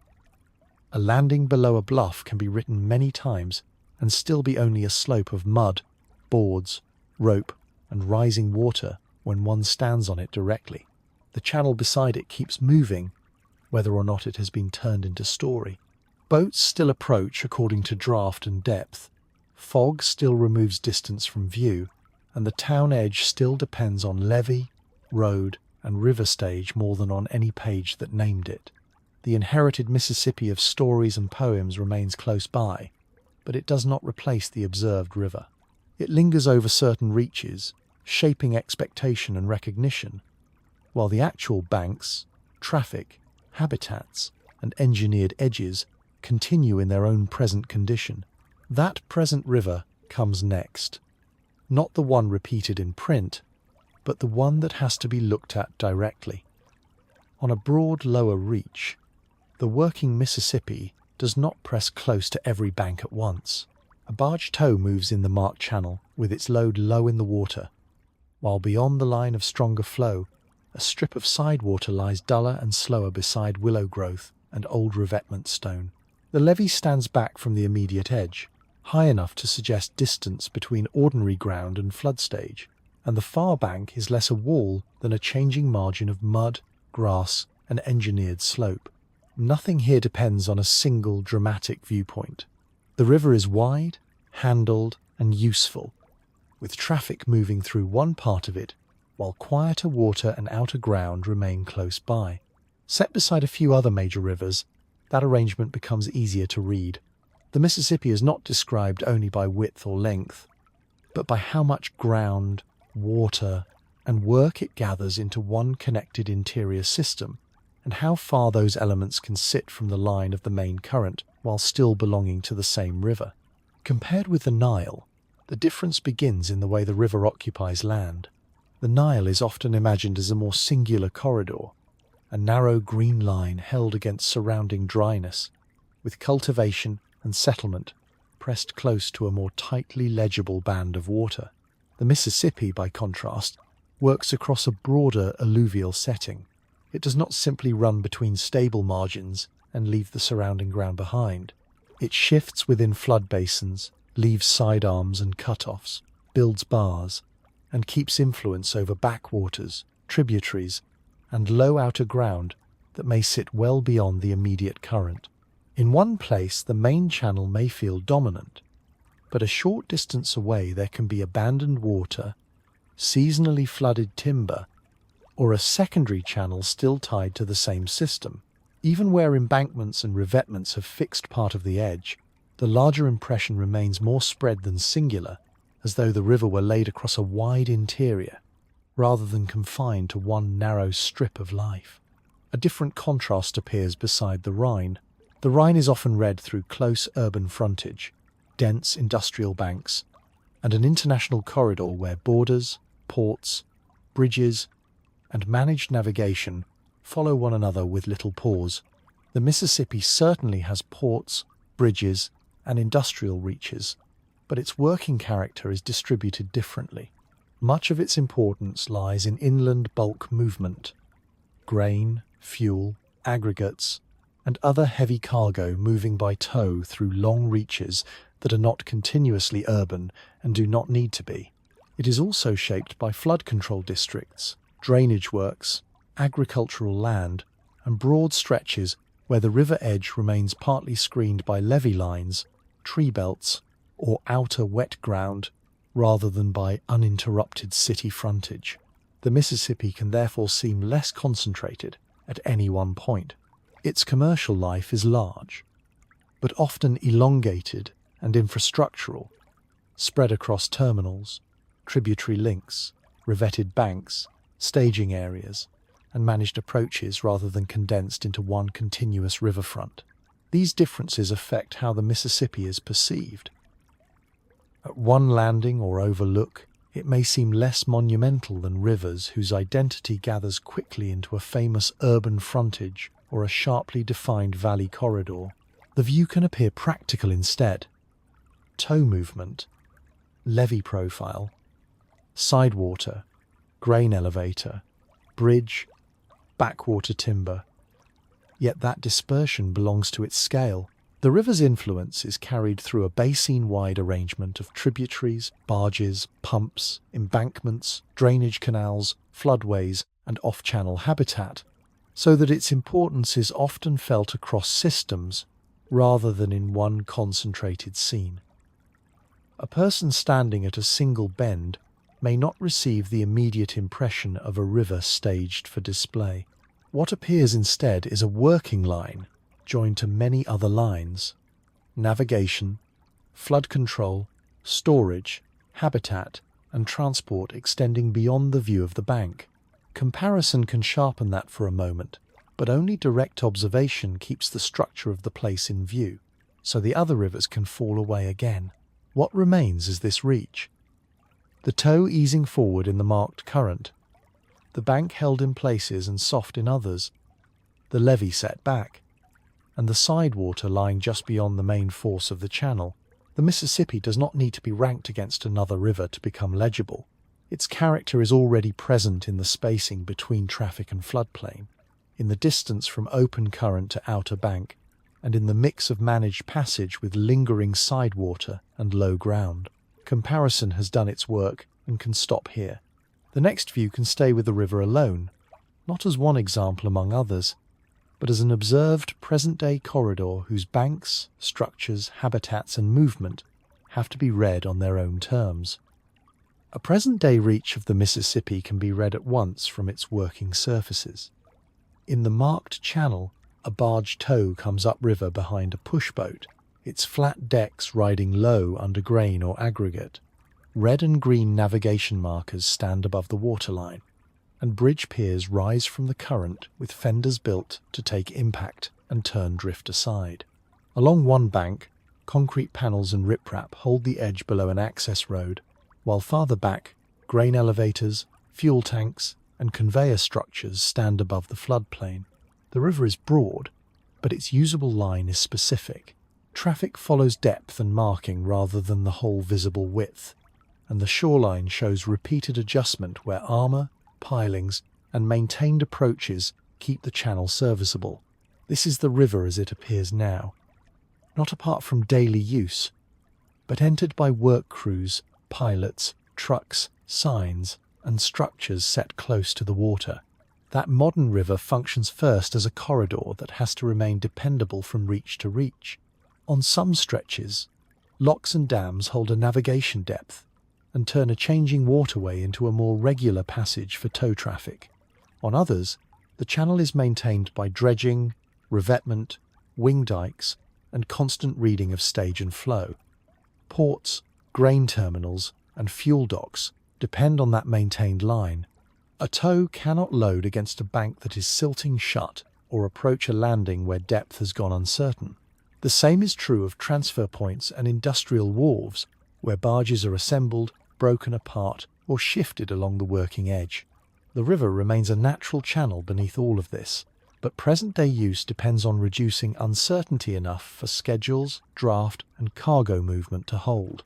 The result is visible in the shape of the bank, the posted markers, the dredged approach, and the reaches where the current has been trained into narrower limits than it would take on its own. At the same time, the modern Mississippi is not only an industrial waterline. Behind levees, farm fields run close to drainage ditches that empty toward the river system through culverts, pumps, or smaller channels. In towns and cities, embankments may carry roads, flood walls, walking paths, and stairways or ramps that let people reach the water when stage permits. Elsewhere, the edge softens again into a public boat launch, a fishing access below a bridge, or a park strip with benches set back above the ordinary bank. On calmer side reaches and backwaters, small recreational boats use water unsuitable for deep commercial movement, while shore anglers work eddies below revetment or cast from maintained points where current and access meet. What appears from a distance as one managed river is therefore used differently at the bank than in the main channel. Freight moves through the marked line, but local life gathers at ramps, riprapped corners, levee roads, and narrow public openings in the engineered edge. These uses are secured by works that also impose limits. Levees protect fields, roads, warehouses, and neighborhoods by narrowing the river's room to spread during high water. Bank protection reduces erosion at critical points and helps preserve navigation lines, bridge approaches, and industrial frontage. Dredging keeps passage open where bars would otherwise interfere with movement, yet the same arrangements can simplify side channels, reduce exchange between main flow and backwater habitat, and turn long reaches of riverbank into steeper or harder edges than they once were. The effect is not uniform, and it does not remove all softer ground from the river, but it does mean that utility is often purchased by fixing places that would otherwise remain more changeable. A stable loading point, a protected field, or a dependable bridge crossing usually rests on the decision that this bank should stay here, this channel should remain open, and this flood should be directed somewhere else. Seen from a public access at the edge, several of those uses can sit in one frame. The channel markers stand in the distance. A tow moves slowly through the deeper water, and the near bank is held by stone below a narrow strip of grass and a launch ramp worn smooth by trailers. A fisherman stands where the current curls around the end of the armour, while farther off a bridge carries road traffic over the river, and the levee behind it keeps its long sloped line against the sky. Nothing here is untouched, and nothing is purely industrial either. The Mississippi in the present day is worked, watched, entered, and adjusted in ordinary ways from morning to evening, one stretch at a time. From this active bank, the view can widen. The river remains busy in the foreground, but it is leading toward a larger final perspective in which traffic, banks, Habitat, works, and outer ground have to be seen together. At one repaired reach beside the Mississippi, the change begins as a difference in ground level. A former bank line has been cut down so that water can enter more easily at moderate stage, and a shallow side opening now leads away from the main channel into slower water behind it. Fresh earth still shows in places above older soil, while planted sedges and young willow stems hold the lower edge where machinery recently worked. The inlet is narrow enough that the stronger current does not drive straight through, yet open enough to exchange water with the river instead of remaining an isolated pool. Nearby, older stone and armoured bank remain in place, so the restored section stands beside more familiar control works. The scene is neither untouched nor purely hardened. It is worked ground arranged to let water return to a part of the margin that had become too cut off, too steep, or too still. One common form of present-day repair begins there, with reconnection. A backwater that had silted away from the main flow can be reopened by cutting a small entrance, removing a plug of deposited material, or reshaping the edge so that seasonal rise reaches it again. In another reach, a side channel can be cleared and widened just enough to bring back moving water without turning it into a full second current. These changes work at a local scale. Water that once stalled in a shallow pocket may begin to circulate slowly again. Suspended sediment can settle differently once the exchange returns. A margin that had become abrupt can regain a shelf of shallow water where stems, roots, and woody cover hold their place. The aim is not to return the whole river to an earlier condition. It is to alter one reach so that side water, slack edges, and connected shallows can function again inside a system that is still largely trained, dredged, and bounded. A second kind of protection works less by resisting every movement than by shifting where the pressure falls. In some places, that means setting a levee farther back from the immediate edge, giving high water more room before it reaches the main line of defense.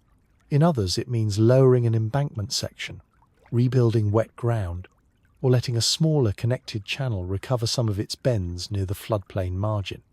Such works change the corridor in practical ways. Water can spread into outer ground for a time instead of striking one narrow bank with full force.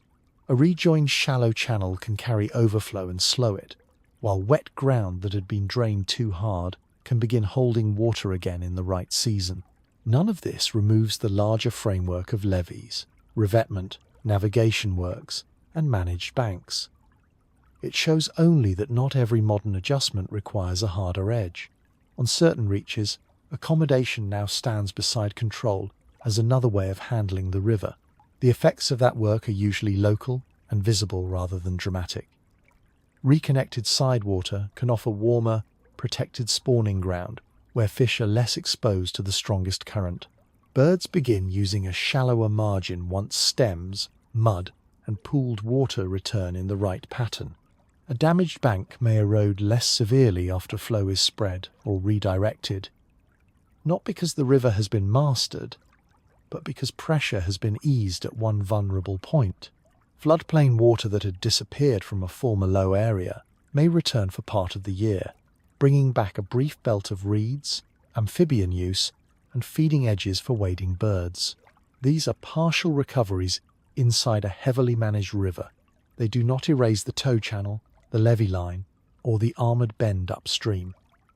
They modify selected places so that some lost functions can reappear without pretending the corridor is no longer engineered. At the close of such a site, the older and newer river lie almost side by side. Stone remains on one bank, while just beyond it a lowered edge admits water into a reed-lined pocket that would once have stayed disconnected except in high flood. The main channel still carries traffic past the opening, and the levee still stands in the background, but the repaired margin now holds a different kind of water, slower, shallower, and seasonally useful. It is a small adjustment in the scale of the whole Mississippi, yet it changes what can happen at that edge. The present river is therefore not only maintained and used, in some places it is also revised, partly opened, and given back limited room where room can still be found. From here, the view begins to shift forward, away from current repair work and toward the harder question that follows it. What sort of river these banks, channels, levees, and restored margins may have to hold under future water, future pressure, and future decisions. At high water, the Mississippi can climb until the usual bank almost disappears. Along a levee reach, the river stands close against the sloped earth, carrying driftwood, broken branches, and mats of reeds in a broad, fast surface that leaves little spare room. Temporary barriers may be stacked at road openings, pumps may be working behind the line, and the water itself can look heavier than usual, thick with suspended silt and pressing against pilings and revetment stone with more force than the ordinary channel suggests. Buoys ride higher, bank markers sit closer to the surface, and low ground beyond the first margin begins to show seepage or standing water. Nothing in this scene requires emphasis beyond the waterline itself. A river usually read through a marked channel, and fixed edge is now pressing against the full limit those edges are meant to contain. Under flood condition, movement changes first at the margins. Water spreads into side ground, fills ditches and backwater pockets, and pushes into timber, field edges, or roads that normally stand above it. The current can become less readable from the bank because surface water covers familiar breaks in the shore, while underneath it old lines of drainage, fence rows, and depressions begin directing flow into places not designed for it. Levees that seem stable in ordinary season are tested by prolonged wait, by wave action from wind or passing traffic, and by seepage through the ground behind them. Soft spots matter, so do culverts, gates, and every low point where temporary reinforcement may be needed. At bridge approaches and armoured bends, the water may still appear organised from a distance, yet closer inspection shows how much strain lies in the contact between fast river and fixed structure. Flood does not only raise the level, it changes where the river touches, how long it touches, and what parts of the corridor must suddenly be watched from hour to hour. The opposite condition makes the river difficult in a different way. When the water falls, bars emerge where deeper passage is usually assumed. Mud banks lengthen, old wood appears along the edge, and the marked line of navigation no longer guarantees generous depth on either side. Secondary channels can grow too shallow for easy passage, and backwaters that were recently connected begin to stand apart as isolated pockets. Barges have to load lighter or move with more caution, because draft that was ordinary a short time earlier may now be too much for the available depth. Dredges return to trouble spots where sediment has built up, and pilots read the channel more closely as margins harden into exposed sand and mud. Intake structures, ramps, and mooring points are tested as well. A landing that works well at one stage can sit too high above the water at another, while a bank that seems stable under fuller flow may begin slumping as support is removed from its lower edge. Low water reveals how much present use depends on maintaining a narrow band of usable depth. These extremes reach outward into nearby work and settlement in selective but practical ways. During flood, farm ground behind levees becomes vulnerable not only to overtopping, but to seepage, drainage problems, and the loss of ordinary access roads. River towns watch walls, gates, and pump stations, because even where the main line holds, water can enter through lower connections or remain trapped behind protection works. During low water, the pressure falls differently. Barge movement may slow or become less efficient, reducing how much cargo can move in a single trip. Boat ramps may end short of the receding edge. Warm, isolated side pockets can lose exchange and become stressed as habitat even while the main channel continues to run beside them. In both conditions, the same fact remains visible. The corridor is planned around a range of expected behaviour, yet that range is never fully guaranteed. Too much water and too little water test different parts of the same managed arrangement. At one managed edge, the evidence of both conditions can remain in view at once. High water traces darken a levee slope above the ordinary line, while below them exposed mud and a stranded branch mark where the river later fell back. Channel markers still stand offshore, but the bank beside them shows how often the working line has to be reconsidered. Reinforced here, dredged there, watched almost continuously whenever the stage moves too far in either direction. The Mississippi does not become a different river under flood or low water. It becomes the same river under harder terms, asking more of levees, ports, ramps, pilots, fields and towns than they would prefer to give. That is the present condition carried forward.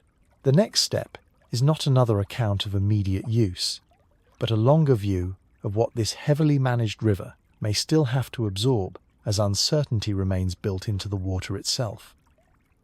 Here, near the river's outer end, the water has a broader, heavier look than it carried farther inland. The channel is still large and brown, but the banks are lower and less firm, made of soft sediment that slumps where waves strike or where the edge has been cut by passing current. Reeds and marsh grass stand close to the river, not far behind a hard floodplain bank, but almost beside the moving water itself. On some reaches, the margin seems less like a clear boundary than a wet transition from channel to outer ground. Mud shelves appear at the edge, broken by narrow inlets or small drainage cuts, and the current no longer feels pressed between firm inland walls. It still moves forward, but with a different relation to the land beside it. The river is beginning to occupy ground that looks half made by water and half only provisionally held in place against it. That change shows first in the behavior of sediment. Upstream, the Mississippi carried its suspended load through bends, revetted banks, and working reaches where the main force of the current remained easy to feel. Here, finer material begins to matter more visibly. The water still runs opaque with silt, yet more of that burden begins to settle where flow slackens, where the channel widens, or where part of the current turns into a quieter line. Soft bars build below the surface, and shoaler deposits gather along edges that do not hold a hard form for long. A bank can appear whole from a distance, and then break away in wet blocks where the mud has not fully consolidated. In calmer side water, the surface may look smooth, while the bottom is slowly rising with fine material dropped from suspension. The river is not stopping, but it is losing some of the tighter discipline it carried through inland reaches. More of what it carries is now being left behind. As that settling continues, the water also begins to divide. The river is no longer held to one dominant inland corridor in quite the same way. It separates into passes and side outlets, each taking part of the flow toward outer water through banks that feel provisional and often require maintenance if navigation is to remain reliable. Between those lines of moving water, marsh channels branch into ground that is neither stable, dry land, nor open river. A channel edge may break into smaller cuts, and what seems from above to be a solid margin can prove to be narrow ridges of deposited sediment between shallow water and reed-filled flats. The flow itself is split rather than singular. One outlet carries more force, another less, and the land between them looks recently formed, as though the river has not yet settled on how long it intends to keep that arrangement. At this stage, the Mississippi is still advancing, but it is doing so through division rather than through one tightly held path. That altered form has direct consequences for both navigation and the surrounding wetlands. Boats cannot simply follow the widest visible water and assume a dependable depth, because deposited sediment shifts where passage is easiest and where maintenance is most needed. Channels near the mouth have to be watched, dredged, or trained, since the same slowing water that builds outer ground can also reduce clear navigation if left to itself. At the same time, those deposits help sustain the marshes and reed ground beside the passes.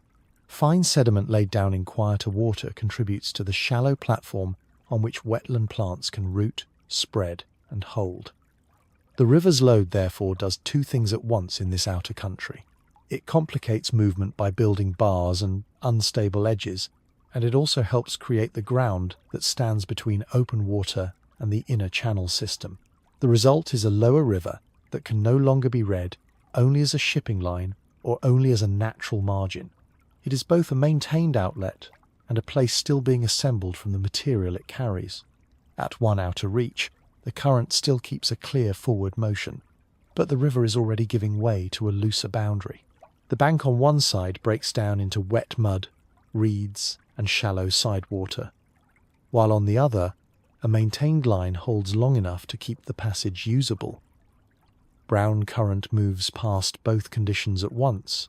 It carries enough force to remain a river, yet not enough to hide that the channel is spreading into softer ground and slower water around it.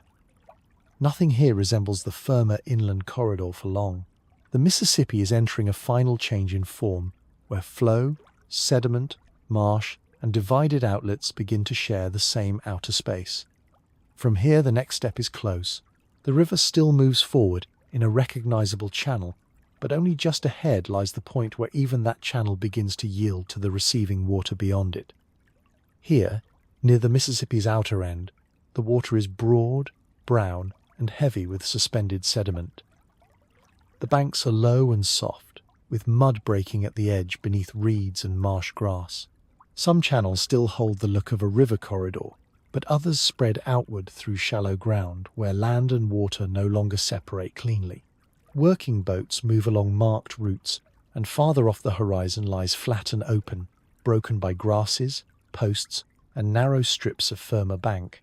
The current still carries itself forward, but it does so through distributaries, mud, and marsh, rather than between the firmer inland walls that held it farther north.